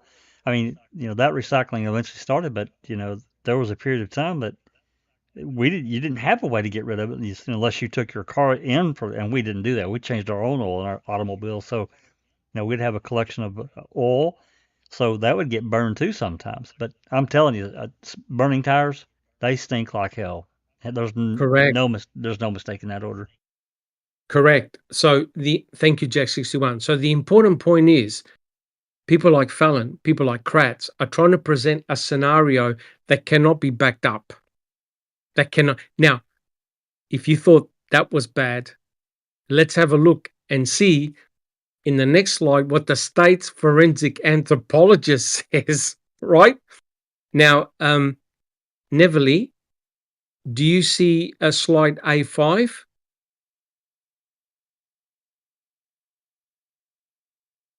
Yes, I do. Are you able to read out the answers? And Susan, are you able to read out the questions? So this is Strang questioning Dr. Eisenberg during Stephen Avery's trial. Let's go for it, guys. All right, very well.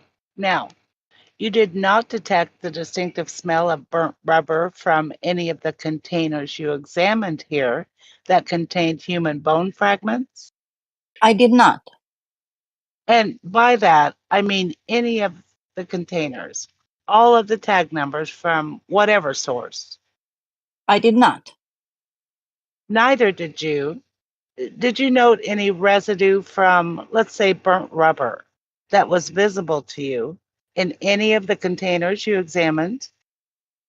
No burned rubber. That's correct. Unbelievable. Does anyone see a little issue here with what Dr. Eisenberg just said? Susan? Yeah. What do you Mind-blowing. detect? Isn't that incredible? Right? Isn't that incredible? So Tom Fallon in court is saying, oh yeah, they need a lot of fuel to convert Teresa Horbach into tiny bone fragments. They use tires. There's tire cord in the burn pit. They must Lots have of used tires. Yeah. Lots of tires. Yeah, more tires coming this way. And their notice, own expert says, nope, nothing like that.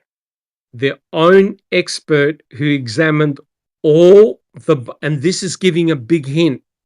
I like to see what Duke says.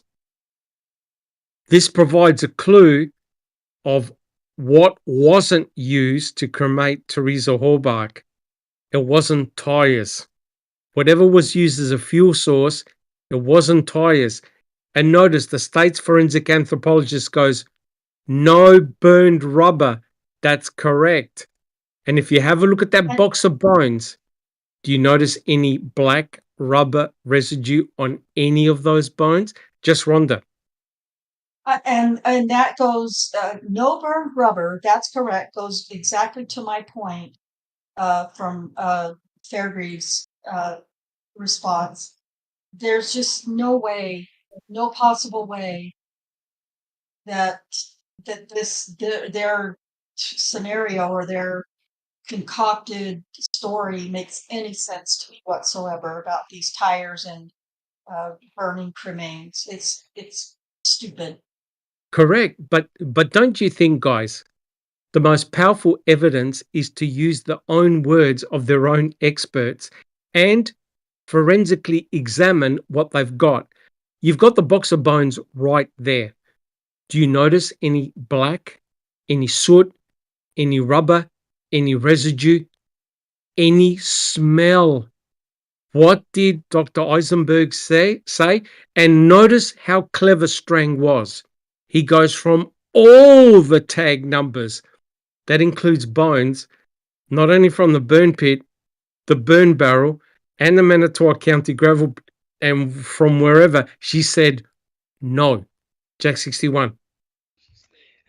This question or comment, I should say, and maybe you can comment just a little bit, talking about burning tires. And, there were times, we might have 2 or 3, maybe even 4 tires at one time, because what we would do, if we had cut a tree or branches, whatever, we would have a fire and burn that up. We didn't really burn our garbage, but so we would burn this wood up.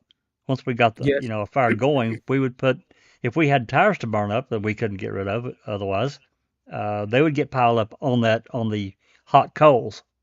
So even with Yes. a couple of tires, I remember, yeah, it was a hot fire, but now, this leads into crematorium type temperatures. And to me, I don't know. I'm not, we put a heat gun on it, but I suspected it, the fire may have been, I'm just guessing 800-900 degrees. It was hot, but not crematorium levels without some sort of fresh air feeding into it. I brought this up before about a bellows. If Correct. these bones were burned like in a burn barrel, having to feed this thing, get this thing so hot that it would do that. You need oxygen. You need absolutely. oxygen. That's right. And days. And days. You need Right. time A lot of as time. well. A lot of time. Correct. And when like I said in the previous slides, when I went through all the different scenarios, in the middle of all this mayhem, you've got Jody Stokowski ringing up her fiance, Stephen Avery, and they talk for 15 minutes. Cool, calm, casual, right? And the state of going, how in the hell did Stephen achieve all of this? Because remember, think about the timing, right? The Avery Salvage Yard is a public place where the public come in, right? Mama Avery could have come in on her golf cart at any time. His brothers could have come in. His sister could have come in. His nephews could have come in. His own fucking attorneys could have come in to visit him that day. Oh, Stephen, we're going to use this strategy in the oncoming deposition. Right, guys? Right, Jack 61? Right, Just Rhonda? Anybody could have visited him. It wasn't private. And the state is saying that in broad fucking daylight, Stephen Avery not only sexually assaulted Teresa Hallbark, tied her up in a bed with Brendan Dassey, but then assaulted her, shot her 10 to 11 times, dismembered her, carried her to a burn pit, and they watched her burn in daylight and with anybody who could have come to their property at any time unannounced. And Stephen Avery did not leave one drop of blood of Teresa Hallbark anywhere. Jack 61. It's absolute rubbish. There's no way. Number one, well, we know it didn't happen, but there was no time. There was absolutely no time for that. Oh, correct. And sorry, Jack 61. I was going to say that might have been me. Yeah, sorry, just Rhonda. I just really quickly, I just wanted to, I asked in the chat, does anyone remember the experiment that Ripper did several years ago? Oh, with the dead, I thought it was Emu, Neverly Singh llama. A llama. Yeah, I thought it was a llama, yeah. Yep, I watched that. Yeah, and I remember watching that experiment, and it was an overnight experiment to, if I recall correctly, to extinguish the animal, and still there, if I'm not mistaken, there was still tissue. If I could be wrong because it's been a long time since I watched it, but at any rate, his experiment proved, at least in my eyes, that it was impossible that Stephen burned any part of a human body anywhere in the burn pit or the burning barrels. And you know what? For that matter, I question whether any of those bones, and Dr. Silkman, you've probably said it before, but is there proof that any of those bones in that box were human bones? Well, when Dr. Bennett looked at them, right? The thing is, for forensic anthropologist, if you've got years of experience, you know exactly what to look for. because the human skeleton is very different to an animal skeleton. And we have what are known as diagnostic bones. These are bones that males and females have that you can distinguish a skeleton from a male and a female if you don't have the entire skeleton. So Dr. Bennett was able to look at the ilium bone, which is part of the hip, and a female has got a certain shape of hip bones. And there are other diagnostic bones. So Dr. Bennett was able to find the ilium bone and say, yep, based on the shape, the morphology, this is from an adult human female, not an animal, but from a human adult female. Dr. Eisenberg was able to find other diagnostic bones, part of the arm, part of the forehead, that are distinctively female. And so she concluded that the bones came from an adult human female as well. Plus, if you look at the morphology of the bones, the structure, you can tell the difference between a human bone and an animal bone. There's one problem. No bones have been DNA tested to prove that they belong to Teresa Horbach. Now, Duke asked Only that? Yeah. Duke asked a very important question. In that box of bones, do you note any muscle tissue? And the answer is no. And that's a big fucking problem, which we'll talk about in a minute. Neverly, did you have a comment? My Oh, comment sorry. goes back to the fires. You know, there's distinct fires that human body can pick up. And we have experience in all of that. Just think of it. If Stephen had a barbecue that day going on, you know, hot dogs, hamburgers, whatever, somebody would say, oh yeah, I smelled food being barbecued. If he was having corn barbecue, we all have experience in what roasted corn smells like. Roasted chestnuts on the open fire, as the song goes, right? Correct. Jack talked about the rubber being burned. There's electrical fires. We talked about hair being burned. Not to be gross, but we have already read several times what do experienced firefighters who had in a line of duty come across burnt human flesh bodies. Yes. And they describe that in detail, especially when it comes to blood, what that smells like. I'm gagging already, right? And then there's this thing, what happens to a human body if you put it whole, as Brandon would say, in a fire to cremate it and to make it disappear so you can, you know, be the savant in this situation. The human body, under all of that heat, blows up basically like a balloon, and then it kind of pops, and all the stuff in your intestines, all the biological matter like the bile, that creates these fumes that you cannot ever get out of your head, of your nose. And each time you would recall that, you would have a post-traumatic syndrome going on. Oh, definitely.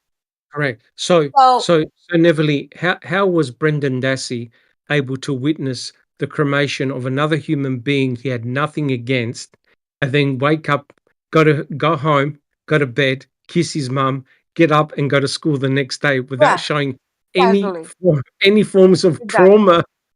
What the hell? Yeah. What the hell? So now we have this burning of the body that nobody in their reports noted the odor.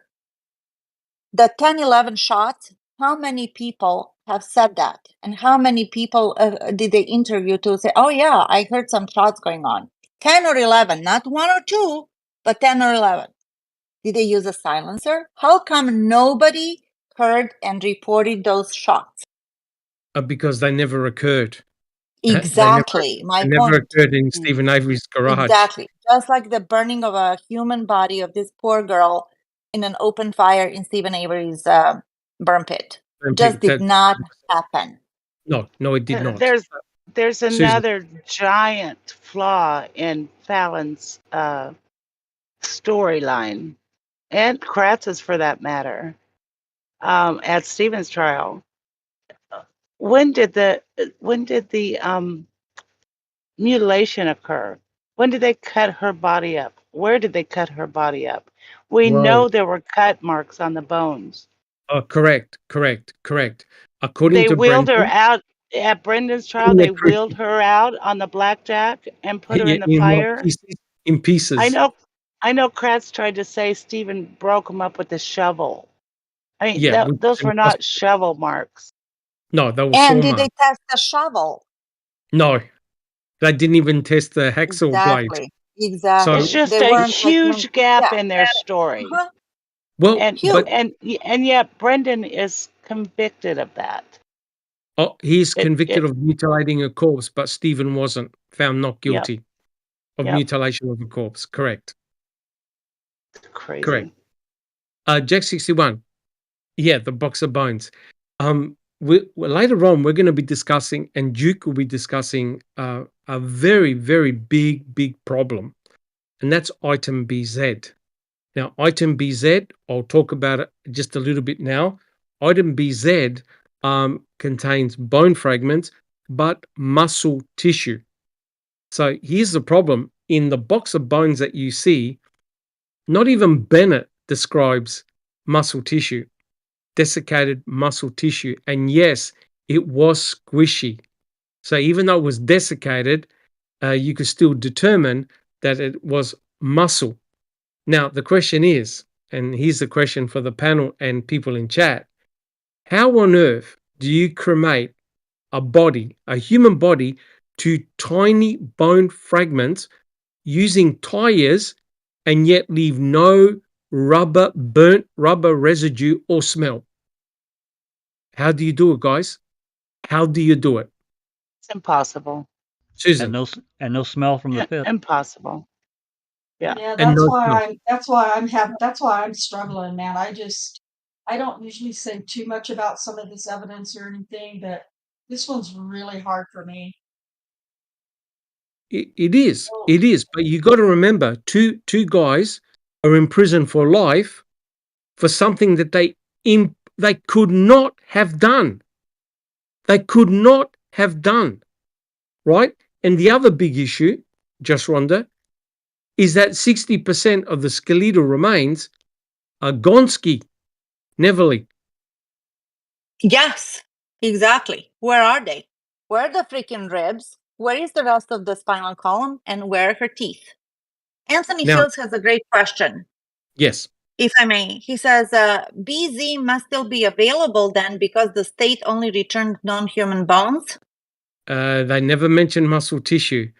And I'll tell you what, wouldn't it be interesting now to retest item BZ? Well, the muscle tissue, because I'll tell you, we're going to be covering this in a later podcast. We're going to be covering this in a later podcast.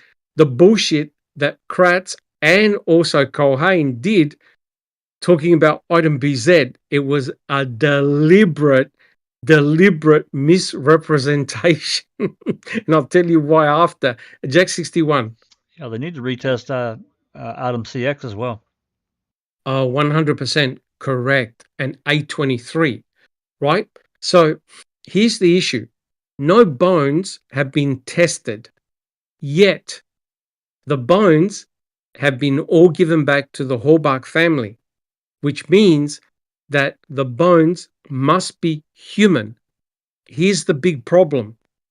There were human bones, allegedly, in Stephen Avery's burn pit, the underburn barrel number 2, and there were definitely human bones in the Manitowoc County gravel pit.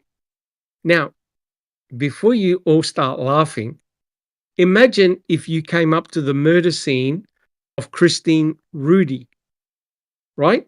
As a parallel, right? The investigators would have seen blood, brain, bone matter on the side of the road. Shotgun. You'd imagine how brutal that would have been.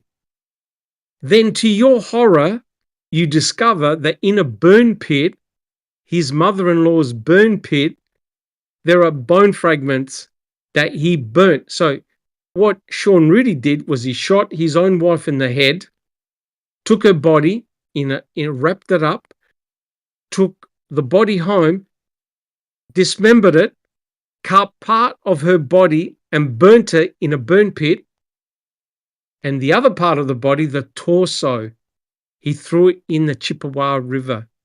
So the point I'm getting at here, guys, like Teresa Halbach, her cremains are spread. The same thing happened to Christine Rudy.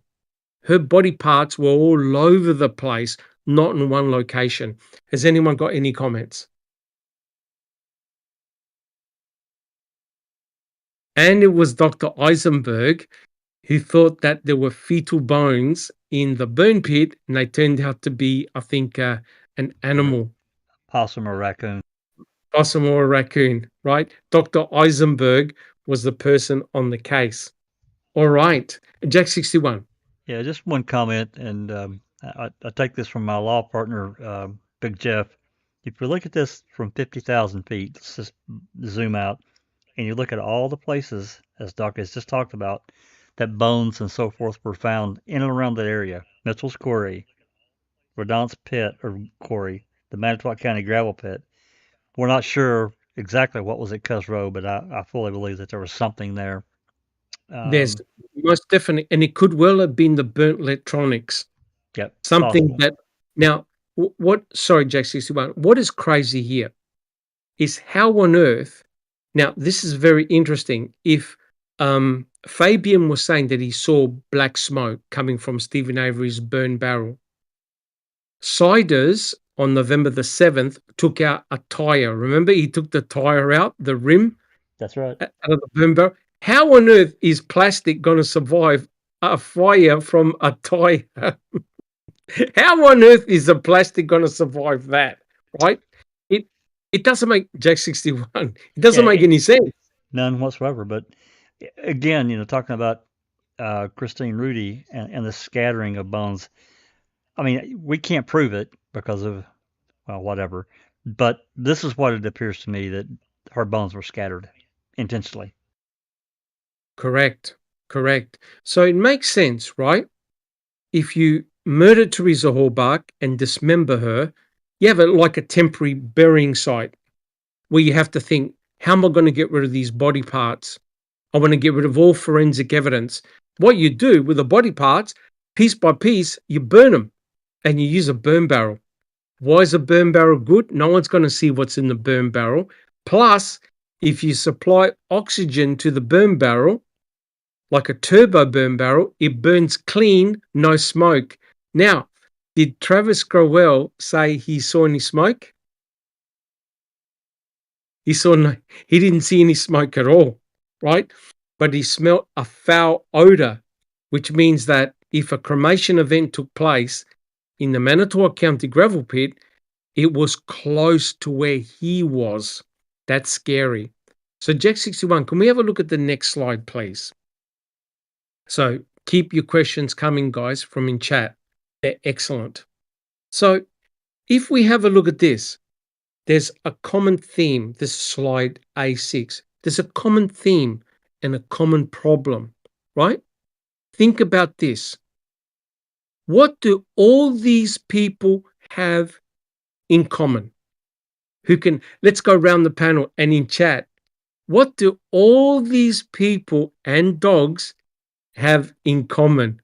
Alice, what do they all have in common? Any idea?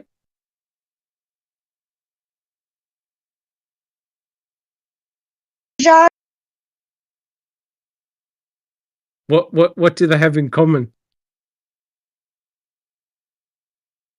Salvage yard. The salvage yard? Okay. Yeah. Okay. They're all at the salvage yard? Yep. Okay. They all have noses. Andy B. What do they all have in common? I was going to say, apart from the dogs and Ertl, they're all barefaced lying bastards. Barefaced lying bastards. Correct. That's the fallacy you was talking about earlier. Thank you, Andy B. I don't recall. What do they all have in common? Good question. I agree with both of the Alice and Andy B. They're liars, and they were all on the salvage yard. Yep, correct. Susan. I think every one of them knows that Stephen and Brendan were wrongfully convicted. Okay, good point. Jack 61, what do they all have in common? Yeah, I'm trying to add this up. I see some canine officers, and we have. Yeah, I'm gonna say I'm not gonna commit. I don't know. I don't know. Okay, Not sure. okay, that's fair enough. Just Rhonda, what do they have in common? Well, I'm looking at everybody. None of them smelled any foul odor. Yeah. Salvage yard. Yep. Okay, good point. Yeah, I don't know. I'm like Jack. I can't really commit, but that's the best that I could come up with. Okay. Neverly, what about yourself? Nobody reported any foul smell. Yep, that's correct. Now let's think about this. Right, this is a whole mix, and there's more that I haven't even named. Right, you got Julie Kramer with the cadaver dog Brutus, the best cadaver dog. You got Sarah Fausk with one of the best bloodhounds. You got Lenk.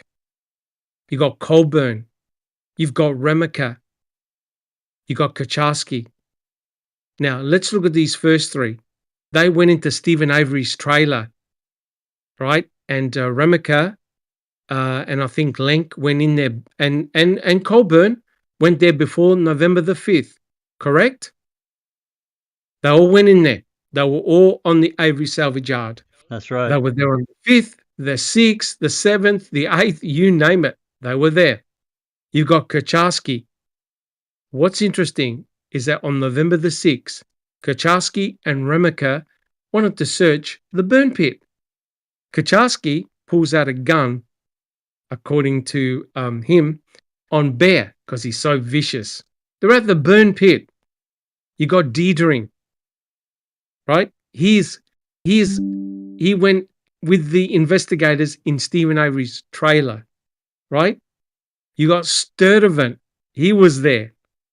And then you got the two officers who took the video of Bear being very, very passive, right?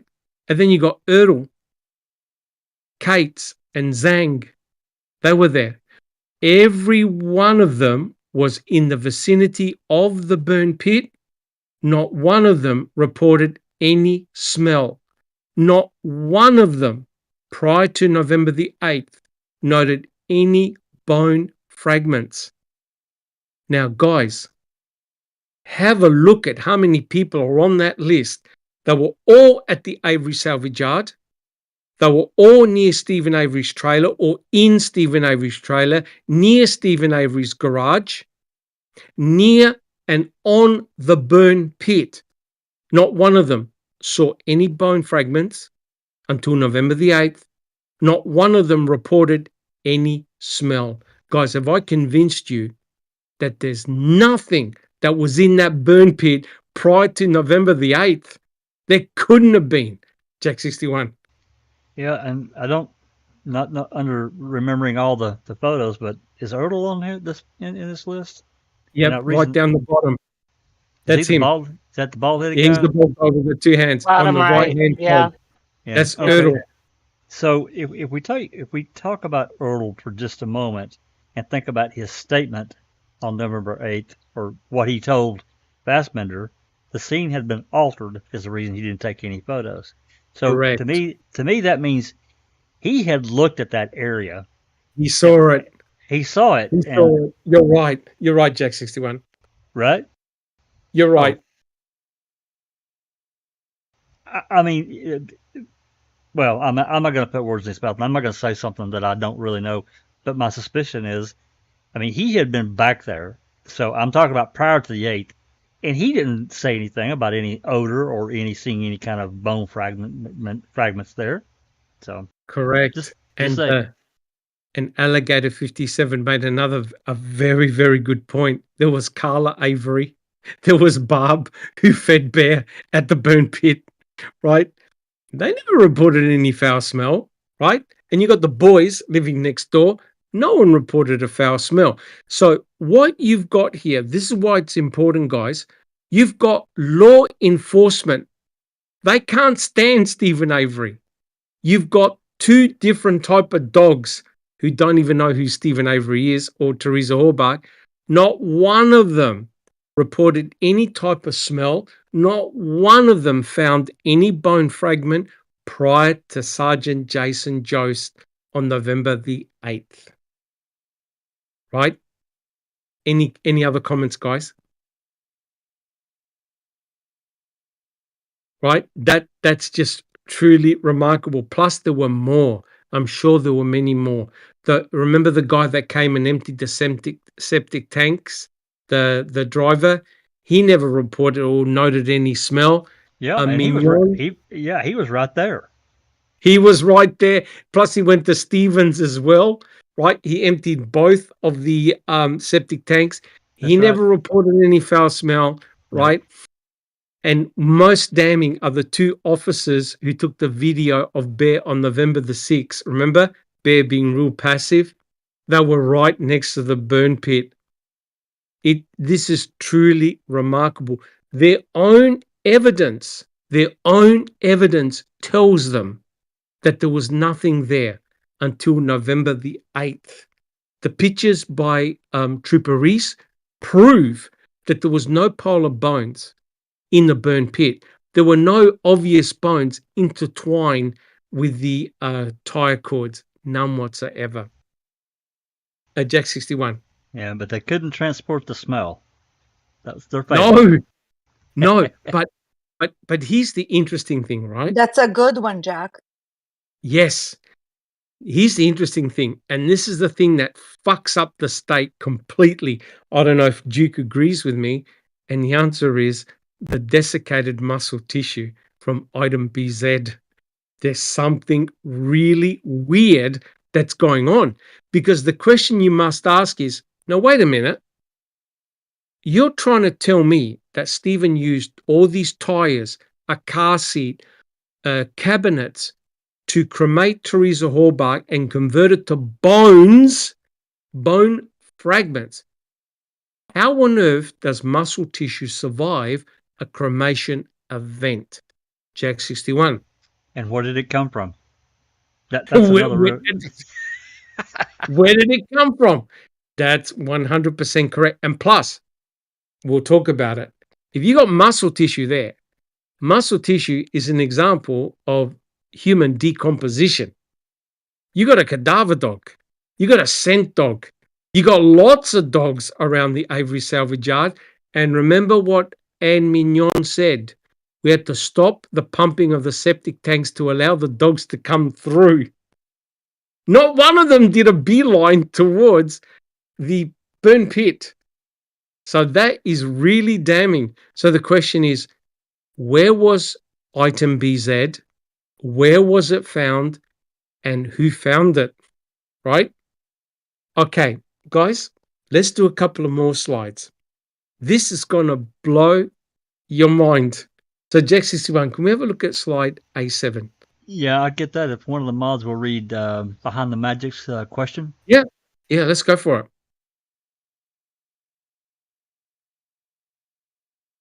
Let's go for it.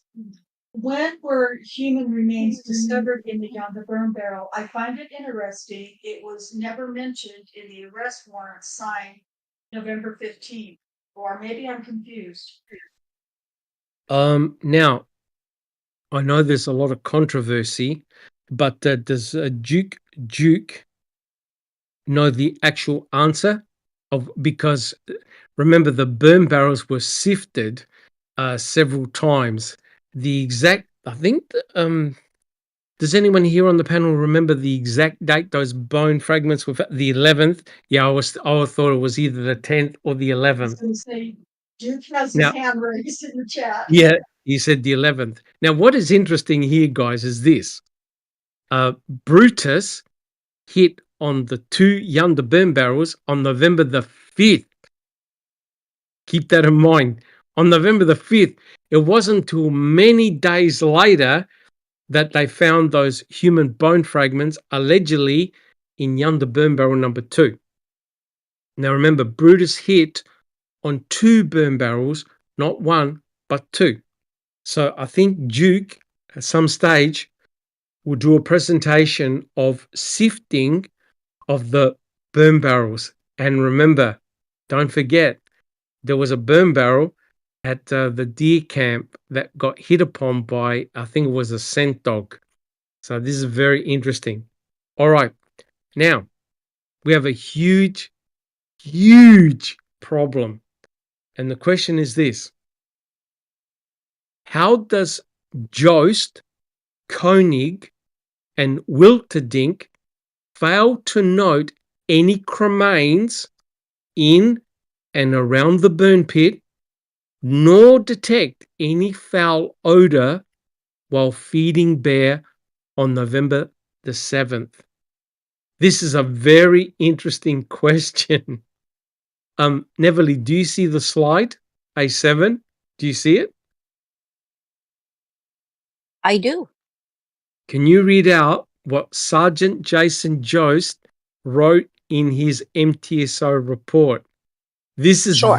this shows a very cryptic clue right here. Let's go for it. On November 7, 2005, I was asked to feed the dogs which were present on Stevens' property and also at the residence to the east of Stevens. I remembered seeing the burn pile at the time while I was feeding the German Shepherd, which was tied up behind Stevens' garage. I noticed there were some items tangled in the cable that the dog was fastened to.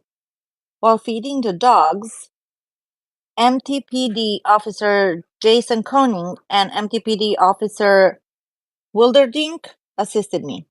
Due to the aggressiveness of the German Shepherd, I was unable to retrieve the 5-gallon pails, which were placed next to the kennel, this being where the food and water were kept. We were able to keep the German Shepherd far enough away from us so that I could pour some food on the ground and also fill up a small water dish. Right. Now, remember, the only reason why Sergeant Jason Jost, I call him the Holy Jost, wrote this report because of the phone call, right, Jack 61? The phone call hit the Holy Jost. So we got Pam of God and the Holy Jost, Jack 61.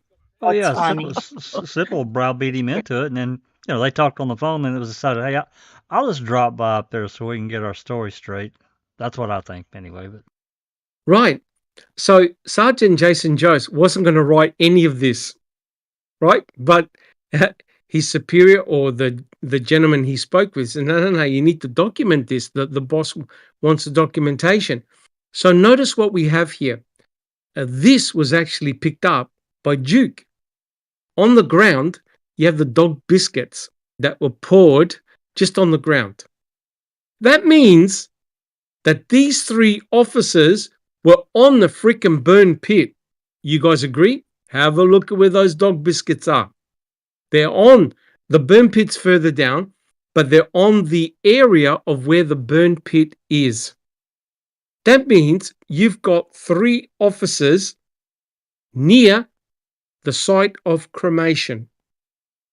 Sergeant Jason Jost, Koenig, and Wilterdink never report or say that there's a smell. They never note any bone fragments at all. They're right there. So you could see those dog biscuits, they don't even appear to be touched, right? Clearly, bear has not gone over there. If you ever have a dog and you feed it dog biscuits on the ground, a dog spreads the dog biscuits everywhere. They don't leave them in a nice, neat pile. Susan. Yeah, I'm just noticed that Joe says, I remember seeing the burn pile, not the burn pit. Yes. And later we hear that the bones were so obvious on that pile. You could see him from 8 feet away. That's correct. That is 100% correct. He just did an embedded confession, because how were the bones found? He They were did. found In a in a pile. pile. They were found in a pile. Now, you got to remember the seriousness of this. Sergeant Jason Jost, as Jack 61 pointed out, was a very busy boy on November the 7th, right? So for some unknown reason, somebody told him that they had to feed the dogs, which is interesting because Carla and Barb fed all the dogs one day prior on the 6th, and it's documented. Jost is in Redon's quarry with cadaver dogs. Jost is in the Manitowoc County gravel pit with 4 cadaver dogs. There could have been more, but we've got his report, and they document all these findings and provide GPS coordinates. So the question is, what the hell is Sergeant Jason Jost doing in Redon's quarry? Don't forget, Redon's quarry is exactly where Groel said he smelt the smell, right? Where he was working at the rock crushing machine. Jason Jost goes to the Manitowoc County gravel pit, and as Neverly pointed out, the medical examiner, Kleiser, on November the 10th, signs Teresa Horbach's death certificate. How in the hell can you sign a death certificate when you haven't got any results back from forensics? And how can you do an autopsy if there's just bone fragments? So notice the common denominator here. It's Sergeant Jason Jost. He's at Redon's quarry with cadaver dogs. He's in the Manitowoc County gravel pit with cadaver dogs. Brutus has an alert on November the 10th at a burn pile near concrete slabs. You've got Fassbender, Wiegert, the sheriff, the medical examiner, a correction officer, all in the Manitowoc County gravel pit. And in, I think it's Redon's quarry, further up, they find blood, CX. Right? So it's remarkable that, and Josh Redon said that the whole Manitowoc County gravel pit got lit up with floodlights. They're clearly there. Investigators are clearly there. So now, what the hell is Sergeant Jason Jost now doing at the burn pit feeding bear? Do you think that's high on their priority?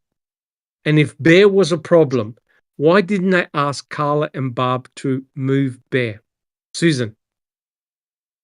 Yeah, that timesheet you just showed, I think that was done deliberately to, you can't tell if it's AM or PM. They didn't use, unless he came at 10:25 a.m. and stayed till 8 something a.m. Almost 24 hours. Jost was on duty approximately 16 hours that day. Yes. Well, that doesn't make sense because it says he checked in at 10:25 and checked out at 8:10. Yep, he was there for a long period of time. That's like 22 hours or something. He was there for a long period of time on the 7th. But don't forget, you mustn't forget, not everyone strictly signed in and signed out, right, Jack 61? No. And we know one person who didn't do that, and that's bloody Bushman. He drifts in and out anywhere he wanted to, and his check-in, which we'll check out later, are really bizarre. So just because you see time points being put down, it doesn't necessarily that's exactly what they did. Yeah, Jack 61. And if you look at these sheets, and there's a bunch of them. I just pulled up that this was from an older, a few weeks ago, one of the podcasts, and I just remembered it. But if you look at not only this sheet, there are other ones that the times are backwards. The in and out times are opposite. I don't know Correct. why they did it, but it's clear that Correct. that's exactly what they did. They were transposed. But his check-in and check-out times on the Calumet sheets are completely different to what's written in the in and out sheets that the log was done. They're completely different. Yeah. Right? So here's the problem. You've now got 3 officers at the burn pit, and they're saying, oh, no. Bear was really aggressive. I had to get 2 of them to sort of distract Bear while I poured some food on the ground. And you're thinking to yourself, wait a minute, how can that possibly be? He's got a big white bucket container full of dog food, which Sergeant Jason Jost mentions, right? And also Bear had food inside his kennel. But here's the kicker. Once you see this, it's going to blow your mind. J61, can we have a look at the next slide? So I spoke with Duke, and Duke pointed out, did you realize that one of the officers there, he didn't report exactly what he is? Holy hell, Officer Jason Koenig is a dog handler. He is a dog handler. And if you have a look at the picture on the right, he's got his dog on his shoulders. He's literally a dog handler, right? So now you've got this bizarre situation whereby you've got Jost, Koenig, who is a dog handler, who deals with Alsatian dogs, German Shepherds. He's a trained dog handler with the Manitowoc Police Department. Are you trying to tell me now that Koenig and Kucharski, who were both dog handlers, not one of them was able to pacify Bear and remove him from the scene? This is completely bizarre, Jack 61. I was just gonna say, him and Kucharski are both canine handlers. I mean, what's the problem? I mean, correct. Now, shit. if you're Bear and you see Koenig and Kucharski, you run. These are big, burly guys. Have a look what he's got his own dog on his shoulder. That's how big and strong the guy is. And are you trying to tell me that neither Koenig or Kucharski, who are trained dog handlers, were not able to remove Bear? That to me proves that the whole ideology that Bear was aggressive was nothing but bullshit. Susan. Well, if there was water and food next to Bear's house, why did he need to pour food on the ground? Why did he need to? He didn't. He didn't. That's the ruse. Guys, do you understand? That's the ruse. Oh, I was near the burn pit because I was told to feed the dog. He wasn't feeding the dog. He was fucking feeding the burn pit with cremains. That's what he planting did. bones. He was planting. The Holy Ghost is your bone planter. Susan.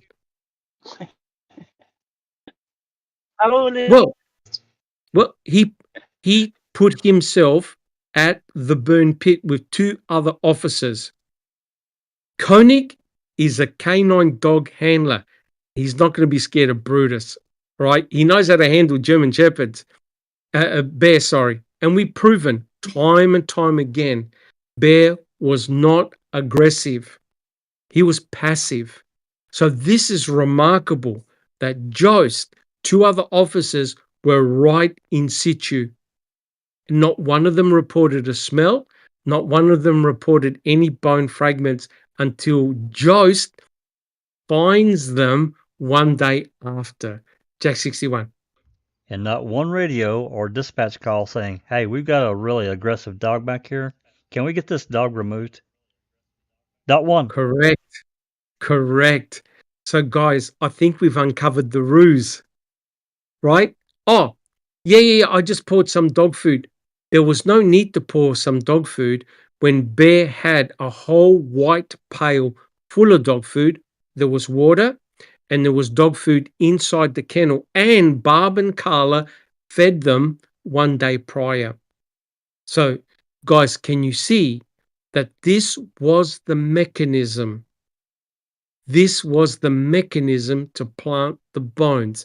Now, before you call me crazy, Jost was at the Manitowoc County gravel pit with cadaver dogs.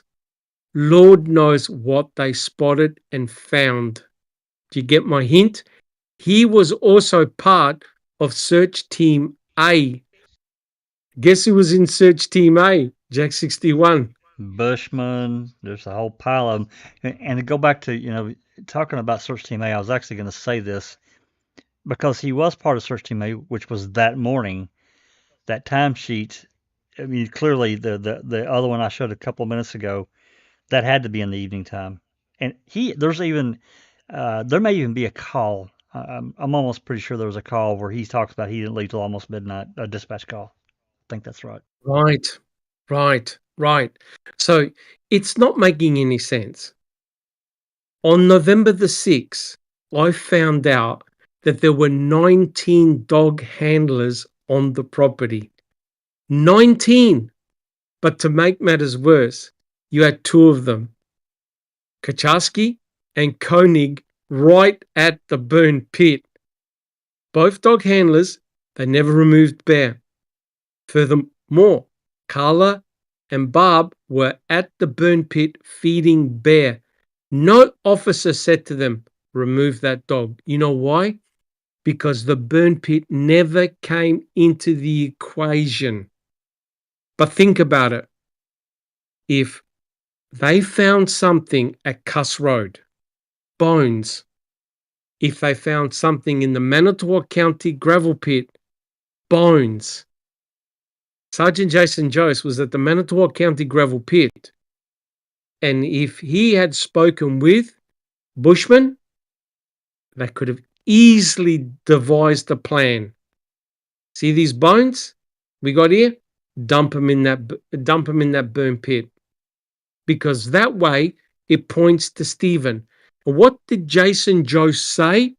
I started to put all of this together. Wait a minute, he's not the chief investigator. And he mentioned Rodont. And that's incredible. Guys, do we have any comments?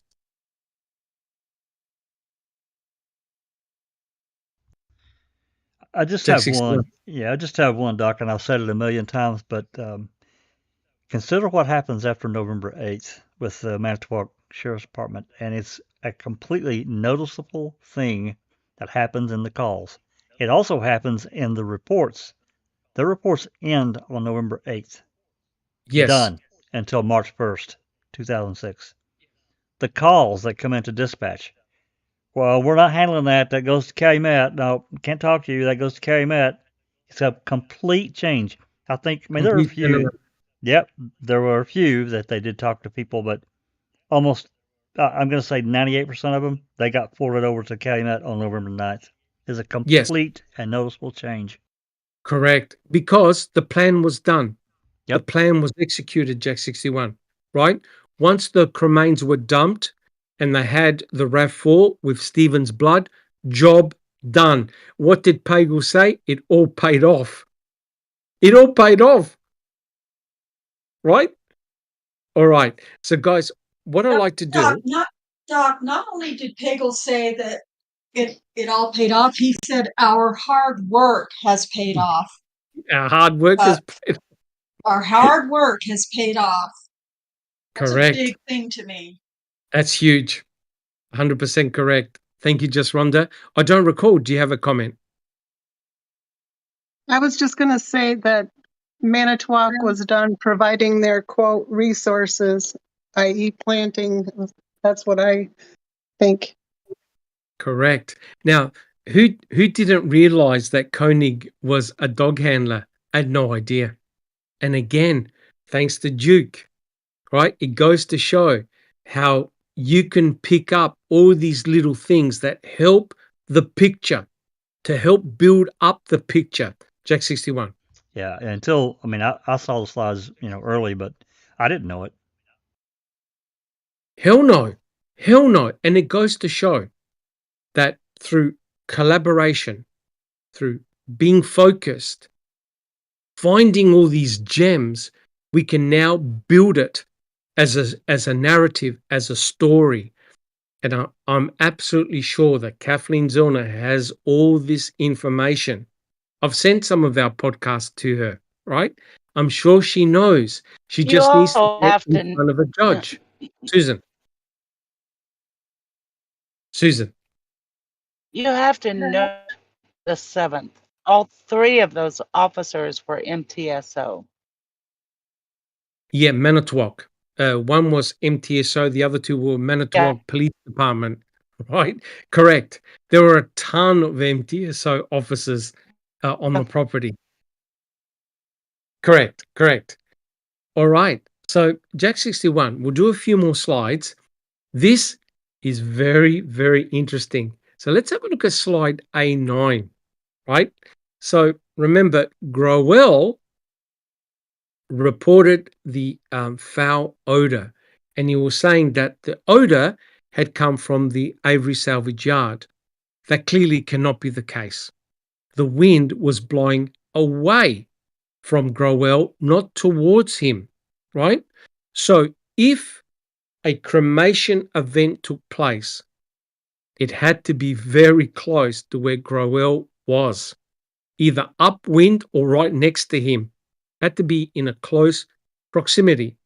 So here's the interesting bit, and I'll quote, "The only person who reported smelling a foul odor is the person who's the furthest away from the Avery salvage yard and Stephen Avery's burned pit. The complication was that the wind was blowing away from Growell," right? So if there was a cremation event, it was close to where Growell was. And we know that there was a lot of activity occurring in the Manitowoc County gravel pit, right? So what is interesting is that on November the 5th, both Growell and Redont check in at 5:25 p.m. and both check out at 5:35 p.m. So that's interesting. So on November the 5th, you've got all the investigators there. Remember, they called in cadaver dogs, etc., etc. So interestingly, that both Growell and Redont check in at the same time and then check out at the same time. Jack 61. Well, it begs the question, Redont, I guess I could somewhat see, maybe coming over there, but I really don't understand what Growell was doing there at all. None. Correct. But it's interesting. That's the same players, right? So have a look at where that yellow arrow is that says Growell, right? He was around where the rock crusher was. And see that circle in yellow, right? Just note that circle in yellow. Yeah, right there, Jack 61. Can we have a look at the next slide, please? I promise, guys, we're nearly finished. Again, we'll just wait for slide A10. There were a couple of flyover videos that were done. And again, we had a good discussion with Duke, Jack 61 and myself. We're looking at this thing. And if you notice, this is the flyover on the left-hand side, top left-hand side. Remember, there was a flyover done on November the 4th and November the 5th. This is in Redont's quarry. Lo and behold, what do we see? It appears to be a smoking burn barrel in Redont's quarry. Now, very close to this is where Growell was. right? So this is November the 5th, an image, and there's no doubt about it. It looks like a smoking burn barrel. Jack 61, did you say that you noted what appeared to be a golf cart on the right-hand side of that image? Yeah, You can I see think the that's white top. yeah, I think that's what we were talking about when we were discussing it. I can actually zoom in. I've got the other photo up. I can pop it on and I can zoom in just a little bit. Yeah. It's gonna pixelate. So just a second here. Yep. And also notice where the wind is blowing, right? It's blowing away. It's blowing towards the salvage yard, not towards where Groel would have been. Just interesting that you can see the power of the wind blowing that smoke. But it's definitely smoke from, it looks like a burn barrel, right? And there's an aerial image that was taken on November the 7th. And I don't know about you guys, but on the very first image, which says November the 5th flyover, there appears to be two structures, or am I hallucinating? Like you've got the burn barrel, and then to the left of that burn barrel, you've got some other type of structure. Is that land or that dark spot? Is that something else? Jack 61. Yeah, I don't know, Doc. I know that, and I sent these to you and Duke to look at. Seeking Truth had taken this video and run it through Adobe Lightroom, and it's frame by frame by frame and rendered them. Yes. I don't know. It almost looks like a small trailer back there, or maybe even like a motorhome. I don't know. Okay. Interesting. Now, if you have a look at the image down below. Could it be the rock crusher? That I don't know.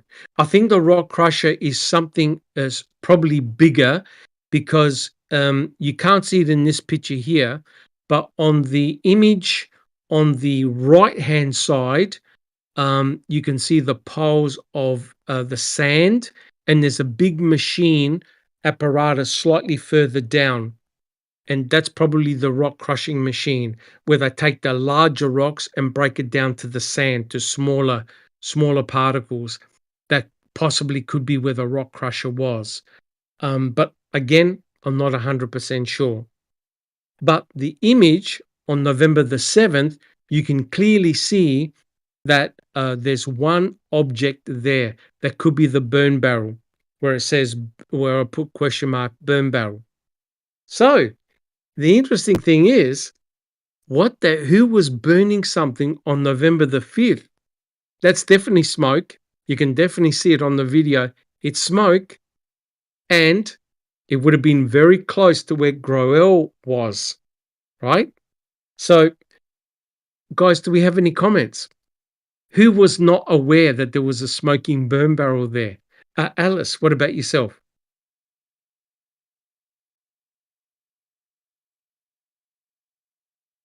No, we might. Alice, did you know that there was a smoking burn barrel? I'm sure I heard something way back in the beginning.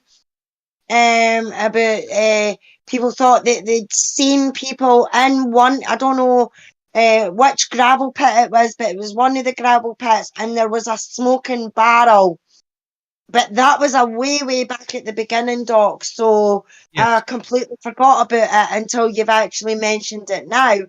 And to me, the one that's got the circle on it, that could be another barrel. Were you saying it's to the left? The black one to the left. That could be an overturned barrel. Yep. I hope, what's interesting is that on the image down below on November the 7th, one of them is missing. Am I hallucinating or what? One of them appears to be missing. Now, isn't that interesting? I could be wrong, but if you look at the image from November the 7th and the image from above, you can still see it?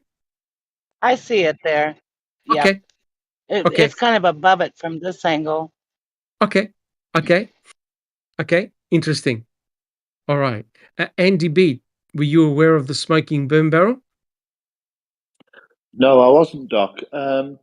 and where the smoke is coming from, is that, I don't know if it's me or not, but that could be two barrels together because it looks a little bit too wide for how tall it is.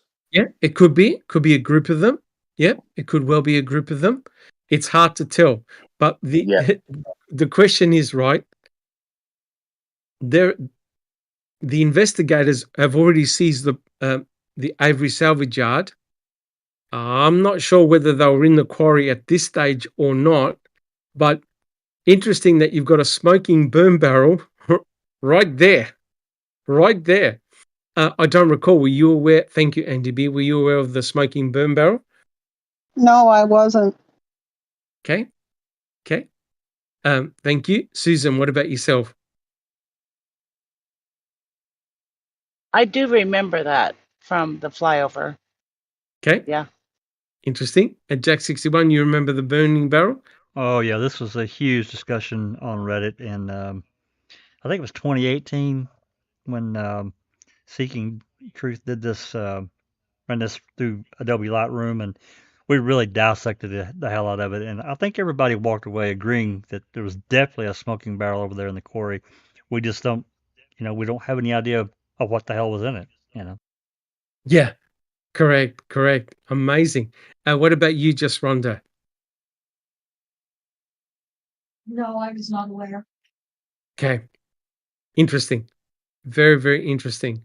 All right. Well, look, again, only speculation, of course.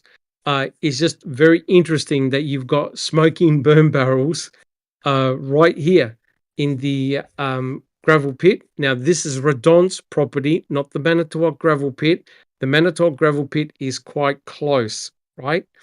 So the question is, if there was a cremation event on October the 31st, could part of Teresa Hobart was it being cremated in a burn barrel in the Manitowoc County gravel pit?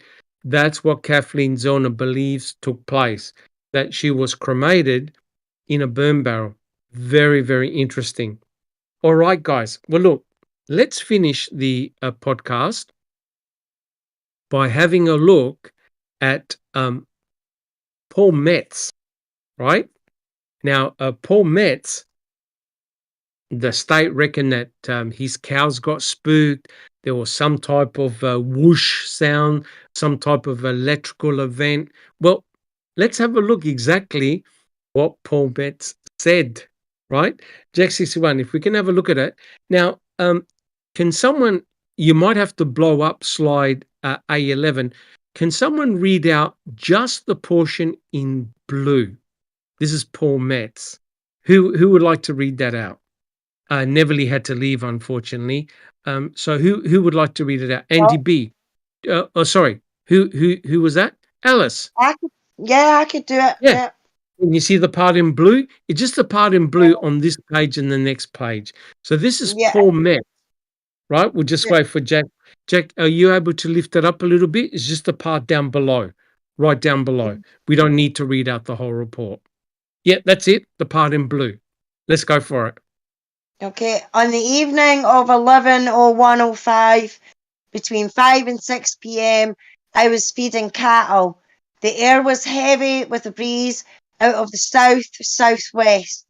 The cattle were in a long line by the fence, eating, not agitated at all. My wife and I were talking. I heard a whoosh sound, and after... We'll just wait for the next slide.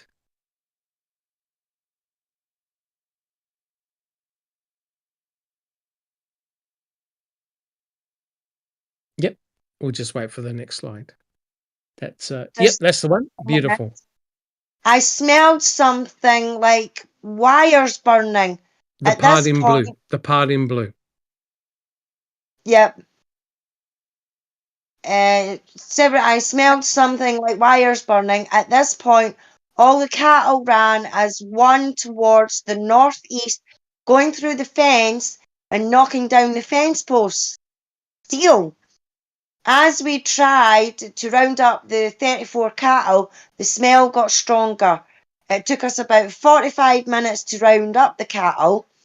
No one in the area lost power. I got home about 11 p.m. and the smell was still noticeable when I left. I have indicated this statement to Investigator Dietering. I have reviewed the statement. It is accurate and true. My cattle are very mellow and not easily spooked. All right. Now, remember when Kratz said, how do we know when Teresa Halbach was killed? Right? And what the impression that the investigators were giving here is that Metz heard an incineration event, i.e. the use of gasoline to cremate Teresa Halbach, right? Because he too smelt this foul smell, but it was on the 1st, November the 1st, right? Well, Kathleen Zellner got to speak to Paul Metz, and I didn't realize, but Paul Metz has since passed away. He was only 61. I think he died of a heart attack. And Jack 61, are we able to have a look at the next slide, please? I promise, guys, we've just got 2 more slides. Yeah, just a couple of more slides, and then we're done for today. So Kathleen Zellner spoke with Paul Metz, thinking, okay, what's going on? So would someone like to read this out, please? This is what Kathleen Zellner wrote in our filing.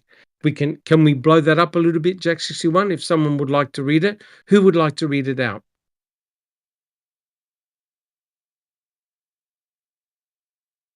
I can. Can help read. Yep, you can help read. Yeah. Yeah, whoever else that was can. Yep. Yeah, which part do you want blown up, Doc? I've got the actual photo up now. Yeah, 281, where it says 281. We'll read the whole lot out. This is Paul. Yep. This is what Kathleen Zellner said about Paul Metz. I don't recall. Do you see it? Okay, yes. Okay, let's go for it. Trial Defense Counsel's failure to investigate the veracity of the police reports, R.E. Paul Metz interview. An example of the reckless investigation by law enforcement in the police report memorializing the interview of Paul Metz, i.e. Mr. Metz, a cattle farmer who lived approximately 4.5 miles north of the Avery property, heard a big whoosh that reminded him of starting a fire with gasoline on November 1st, 2005. Yep, we'll just wait for the other part to come up. It's on the right-hand side, Jack 61. Yeah, Paul Metz unfortunately passed away at the age of 61. Reportedly, Mr. Metz told investigators that he then smelled a vile odor that he could not identify. The reports state that the smell was coming from the direction of the Avery property. This was from the November 18, 2005 interview of Paul Metz. Mr. Metz, in his affidavit, describes a different scenario. The date was October 31st, 2005, not November 1st, 2005. As dusk approached, Mr. Metz heard a loud buzzing sound that reminded him of electrical wires surging. Mr. Metz then smelled an odor that reminded him of insulation burning. At no time did Mr. Metz hear a sound that reminded him of gasoline igniting or smell an indescribable odor. Mr. Metz is familiar with the smell of a burned body because he was a volunteer firefighter. At no time on October 31st, 2005 or November 1st, 2005 did Mr. Metz detect an odor of a burning body.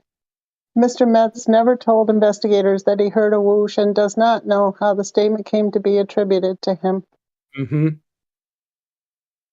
Trial Defense Counsel failed to conduct any investigation of Mr. Metz. Had Trial Defense Counsel investigated the story investigators attributed to Mr. Metz, they would have learned that investigators misrepresented Mr. Metz's detection of a foul odor on October 31st, 2005.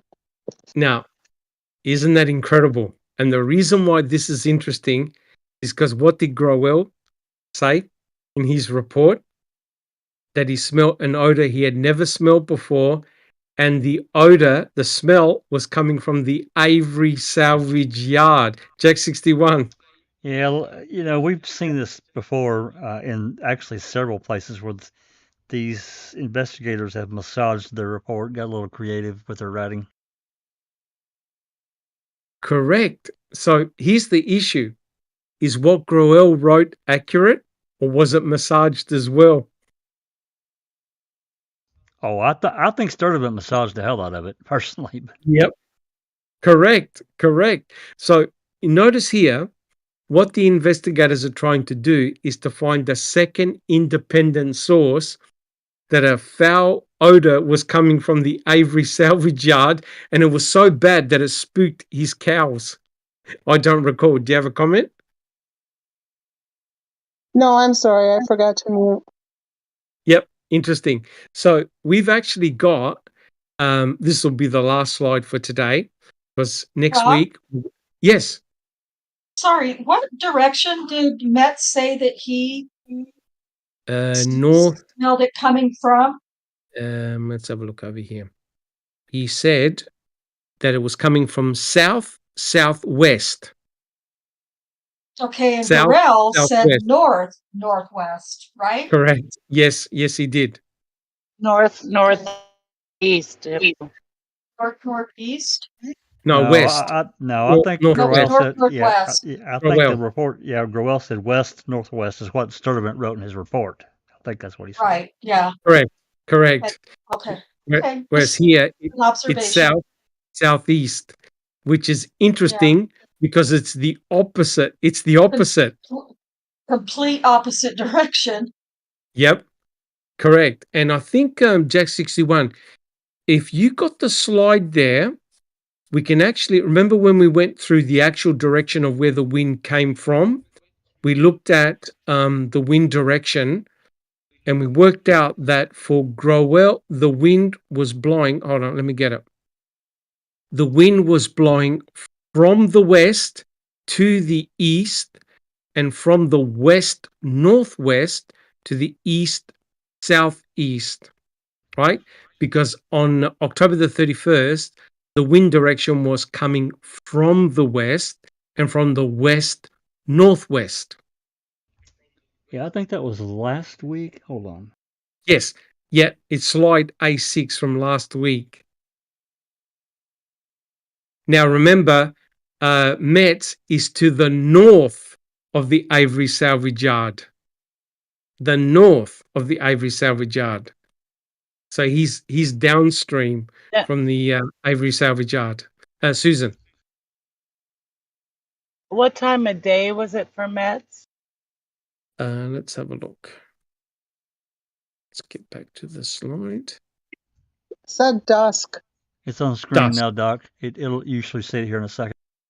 Yep. Correct. Dusk So from the southwest. Yep. So that's scenario B. This is the true direction of the wind. And Groel, Metz was north. He was to the north of the Avery salvage yard. So the wind was blowing away from Groel, not towards him. But what about Metz? I'd have to look at them. I'd have to look at where he lived at to be sure. If he was on Xander Road, right up at the corner of Xander and Campbell Creek. Oh, right. Well, he would have been north of the property, right? North. Yep. Well, there's no way. No way. No. Yeah, correct. Because he actually, Diedring says where Metz's property is. He goes, I traveled 0.2 of a mile east on Xander Road to the intersection of Jambo Creek Road, then turned south and proceeded for 4 miles to South 147 and Jambo Creek. I then turned west and proceeded 0.3 of a mile to the intersection of South 147 and Avery Road. So he's more, is it Xander Road, Jambo Creek way? I don't know exactly where Metz's property is. Well, Xander Road is definitely, we talked about this. You remember Rhonda and Sheree? It's at least a few miles north of the Avery property. There's no doubt about that. Yep. Xander Road is, absolutely. Yep. So here's the question, right? How can you have two people in two polar directions, smelling a foul odor or an unusual odor. Yeah, I don't. Jesus With, Christ. yeah, with the wind. Yeah. With the wind. Correct. So it's, the question is that whatever Mets smell, it had nothing to do with a cremation event. But what the investigators were trying to do is to blame it on the Stephen Avery burn pit. Yeah. And it You didn't know, make and Metz even said, his cows were normally calm and that's I mean, what the, I'm going to stop because I'm going to get mad because, correct. I mean, we've just got other reports. I'm just remembering this Roger Renuez. Remember the recording I got that it took me forever to get? And Yes, it doesn't match what they wrote in their fucking report. They massaged correct. the hell out of it. Correct. And so all you got to do is have collusion. So in other words, if you are hypothesizing that Teresa Halbach was cremated in Stephen Avery's burn pit, you got to point to everything occurring in the burn pit. The only problem is those idiots got the direction of the wind wrong, right? There's no way that Groel had smelled anything coming from Stephen Avery's burn pit. Same with Fabian. The smoke couldn't have been blowing in his face, had to be going away, right? So it's not consistent with the geolocations of Groel and where Metz was, right? So it made no sense. But if we can have a look, the final slide is the actual affidavit of Paul Metz. It's slide A14, Jack 61. And like I said, unfortunately, Paul Metz passed away at the age of 61. Yeah, a couple of years ago. So Kathleen Zellner was able to speak with Paul Metz and got an affidavit. We'll just wait for A14 to come up. Huh. Oh, hold on. Just a second. I'm sorry. I don't know why. No hassles. No hassles at all. And just Rhonda, do you see slide A14 when Jack 61 puts it up? It's our last one for today. Okay, I see it.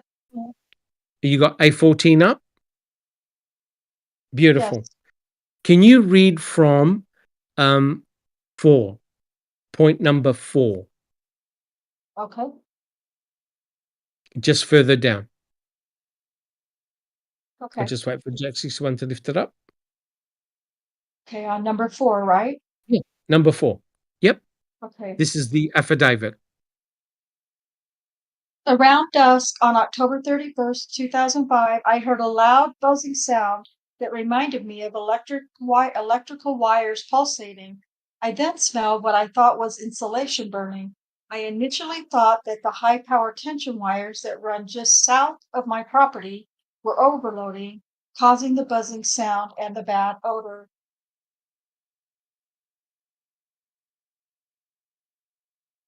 It's you have to put the right hand side, Jack 61, if you can. Okay, and then Yep, point number 5. Yep, there we go. Beautiful. I did not confuse the smell with that of a burning body. Let me read that again. I did not confuse the smell with that of a burning body.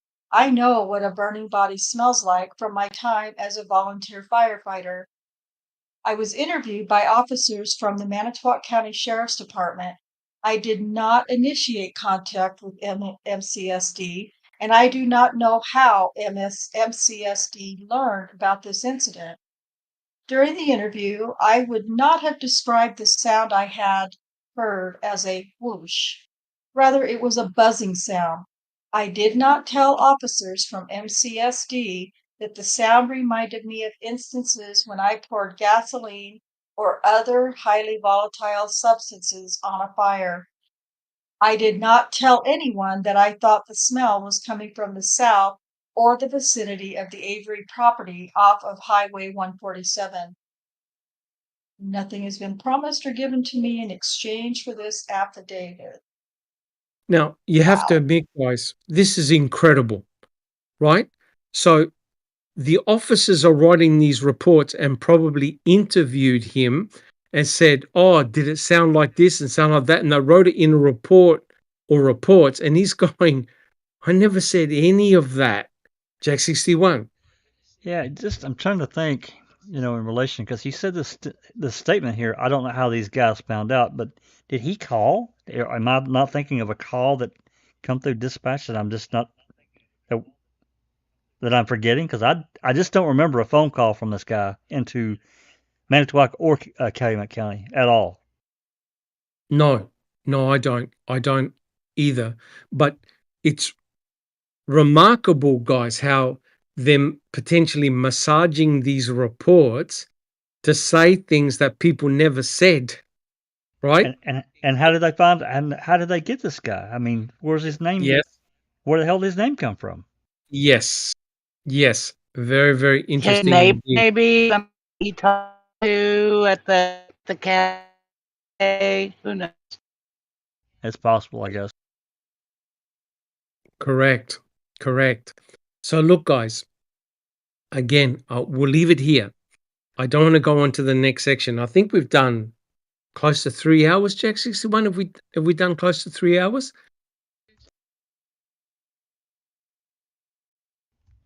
We are at 2 hours and 56 minutes. Yeah. So by the time we finish, it'll be just about over 3 hours. I don't want to rush it, but today, hopefully, guys, you've learned a lot. And a lot of information came out regarding what Tom Fallon was talking about in regards to Brendan Dassey and the burn pit, and the fact that they used all these tires to burn Teresa Horbach. And next week in the podcast, don't worry, we're now at the burn pit, right? We've done a lot of lead up work, but we're now going to be focusing on the burn pit. And so next week, in next week's podcast, hopefully we can get Duke to come on. I know Duke's very busy. We're going to be talking about the actual people that were at the burn pit on November the 8th, right? And we're going to be discussing the sifting of the burn pit and what was allegedly found. And you're going to be very, very shocked. So the important thing, guys, is that we use official documents, videos, their own sources to prove that what the state is saying cannot be the case.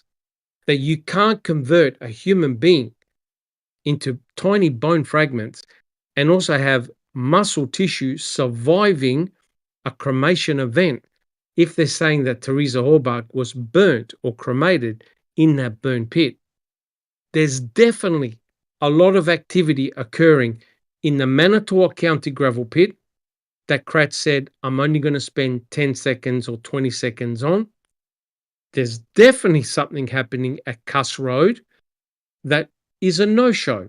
The state is saying, no, was a peat moss bag, a rotten wooden pallet, nothing to see here, guys.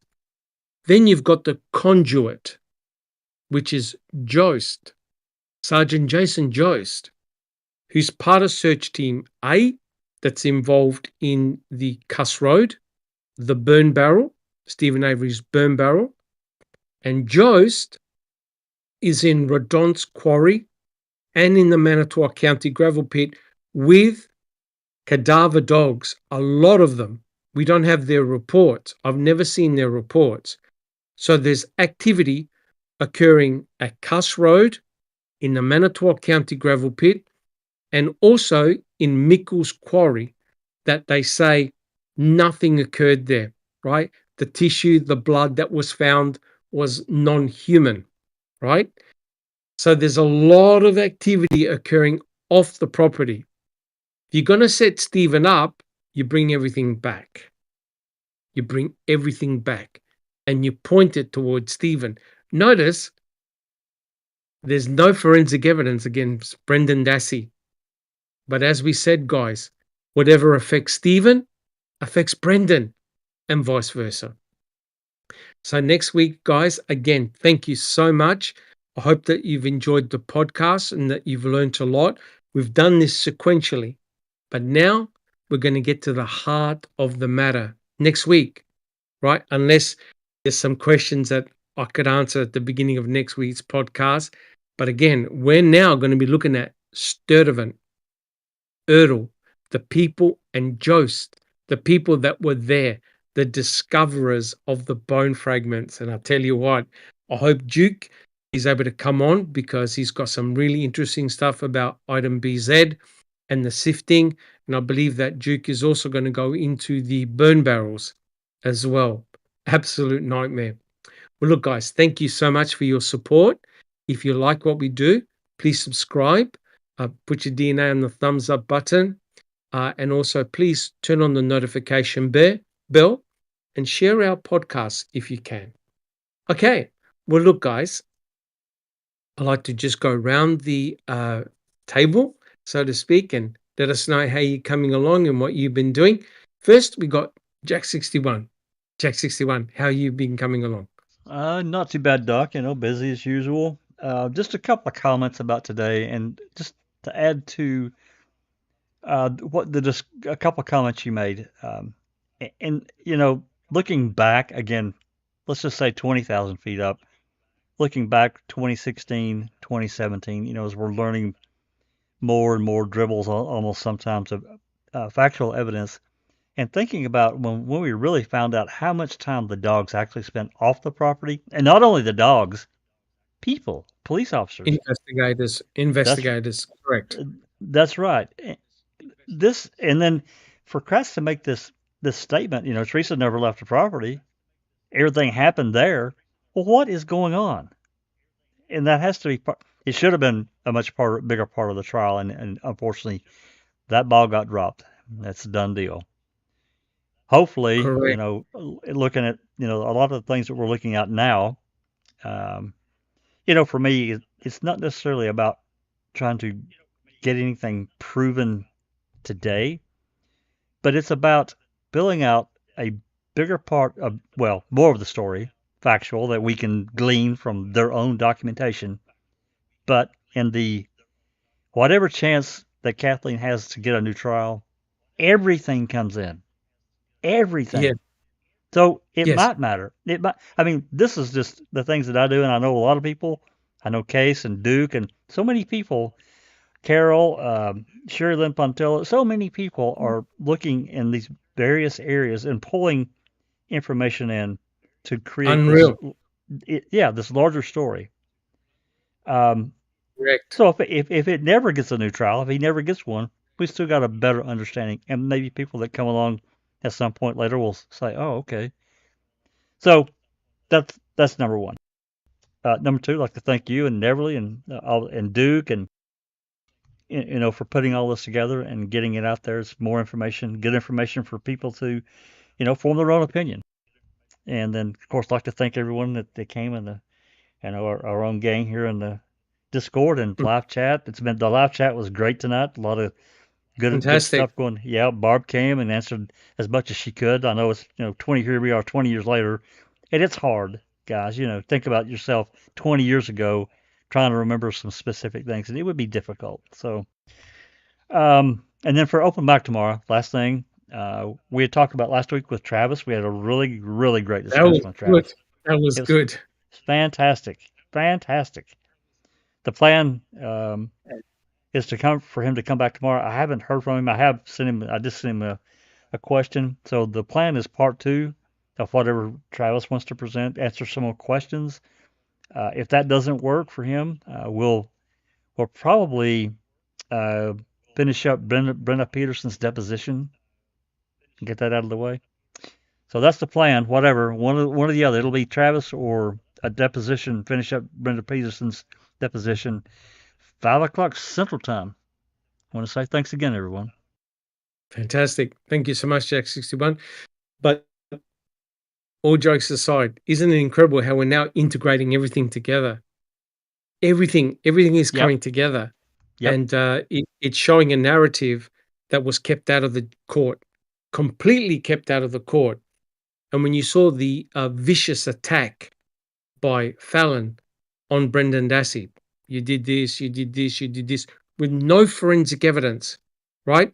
It means that nobody on the planet is safe. If a law enforcement officer wants to go after you, you're doomed. They'll just blame, oh, you burnt it, you buried it, you did this, you did that, with no evidence at all. It's very, very scary.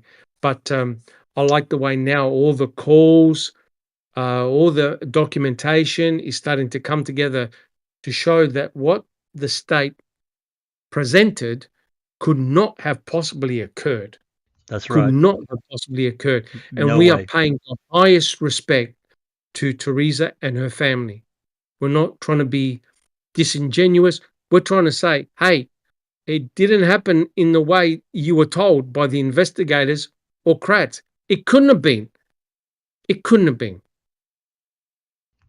Absolutely. There was so much theatrics involved in what Kratz did from basically day one all the way through and after trial, all the way into,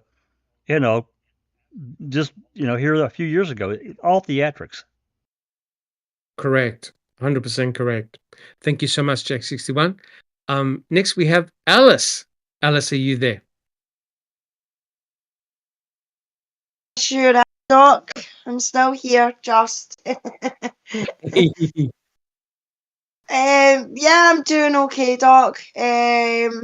Not got really much anything in the pipeline, but just to let you know, Jack, the live chat on Prism is away again because every time I'm writing on YouTube and it comes on the screen, I'm saying being ignored, they say, by the courts. And everybody in chat who said something in YouTube is fine, but on the Prism chat, we've said hello to TTM Fangirl. Duke is very, very popular because every time somebody's writing something, it's saying hello to Duke. So yeah, the chat on Prism is a bit haywire. Anthony House has apparently put, one day Susan will be explained. Just so you guys know, while you guys are chatting and going through, I'm going to turn off the Prism bot, and I'll reload it to see if it'll fix itself again. Yeah, it's hilarious just seeing it, because the Iced Coffee has came in and joined us, and Carol said hello to her, and Darkside have said hello to her, and it's came up. I bet it's just beautiful in the Ozarks at Ronald D. Class, and she's not even written that in the chat. So what you're suggesting is don't write a damn thing in case the wrong thing gets put up. Yeah, it gets put. If you're watching the live chat on YouTube and not in the actual chat, then it's a way to hell. If you're on the actual chat on YouTube, you're fine. You'll be able to see what you've been writing. Awesome. Yeah, so nothing really planned. If I do anything, it'll be a spur of the moment type sort of thing. But I have been on Twitter and things like that. There was something I meant to mention to you, Doc, as well about your Twitter. I don't know if it's deliberate or not, but when you've put your tweets out, your retweet isn't on. I don't know if that's meant. Your comments are on, but nobody can retweet it. Oh, yeah. Someone has to show me how to do it. I don't use social media at all. But I've now started to learn X, not Twitter. It's called X now. I might have to talk to you, or somebody has to show me how to set it up. Awesome. Yeah. I mean, your comments are open, but to repost your comment, it's shaded out. So nobody can retweet it. To anybody else. I noticed that the other day. It's probably just a setting. Okay. It is, yeah.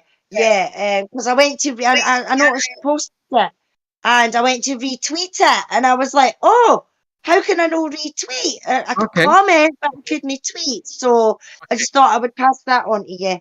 And I would just like to say thanks to my lovely panel, and thanks to everyone in chat. Awesome. What time is it where you are, Alice? It is nearly 2:15 in the morning. What are you complaining about? Early time. Yeah, right. Thank you so much, Alice. And next Thanks. we have that cheeky boy, Andy B. How are you coming along, sir? I'm coming along fine, Doc. Another very enjoyable podcast.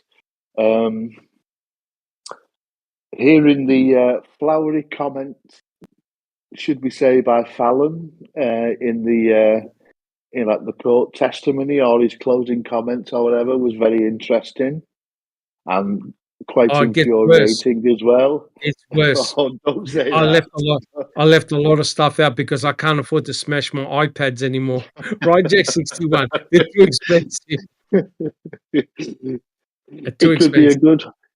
It could be a good horror story writer, as Yeah. far as I can tell what was read out.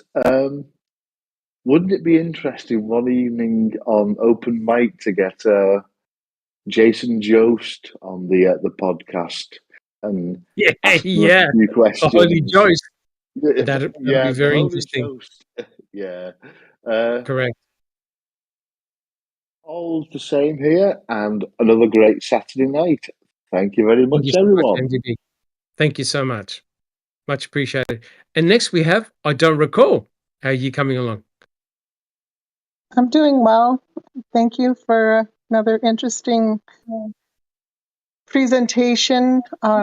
More connections and revelations. Very good one. Thank you. Thank you very much. I don't recall. And next we have Susan. Susan, how are you? Yeah, my internet is just in and out here. So I'm just going to say good night. Thank you, everyone, for coming.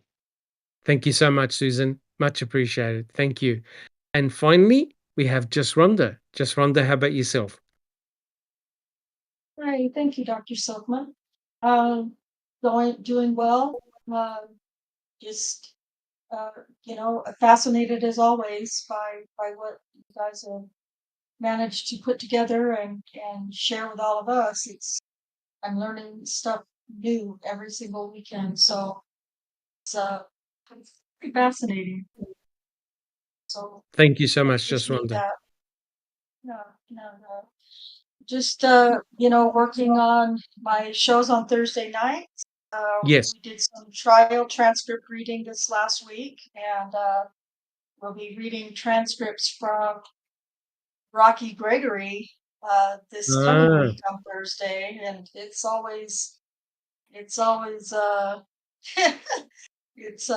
very interesting and entertaining and frustrating all at the same time, trying to read anything that Detective Rocky Gregory says, because he's just an idiot. But so we'll be doing that this week. I'm going to change when Convicting starts, I believe on September 8th.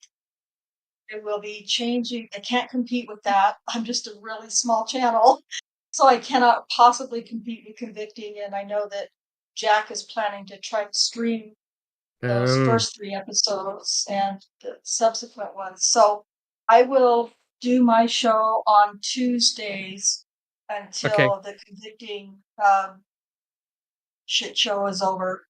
But tune in, because we're reading lots of interesting things in these transcripts. So hopefully everyone can tune in and listen to what we're sharing. So awesome. Thank you. And thank everybody in the chat. You guys were on fucking fire tonight. It was awesome. It was a good one. So thank you guys. Yeah. Fantastic. Thank you. Thank you so much, Just Rhonda. And again, guys, thank you so much. I'd like to thank all my fellow panel members for their wisdom and insight. And you guys in chat are just so turned on in terms of, like, you really asked some incredibly tough questions. And like I said, a lot of us here on the panel, we go through the comments. If we find some really intriguing questions, interesting questions, I'll try and cover it at the start of the next podcast. But hopefully we can finish this chapter here. It's been huge, and we're not even at the interesting part yet. And when we factor in Duke, who'll be coming in and hopefully doing his little mini presentations as well, I think we'll get a much, much clearer outlook and of the case and how it went down. Yeah, all of us, we're looking forward to what Convicting a Murderer says, and I'm sure we'll probably be doing a counter podcast as well. So just wait for those. Again, guys, thank you so much for your support. Please subscribe, put your DNA on the thumbs up button, share. Guys, we'll see you all tomorrow. Take care, guys. Thank you. This has been a Foul Play production.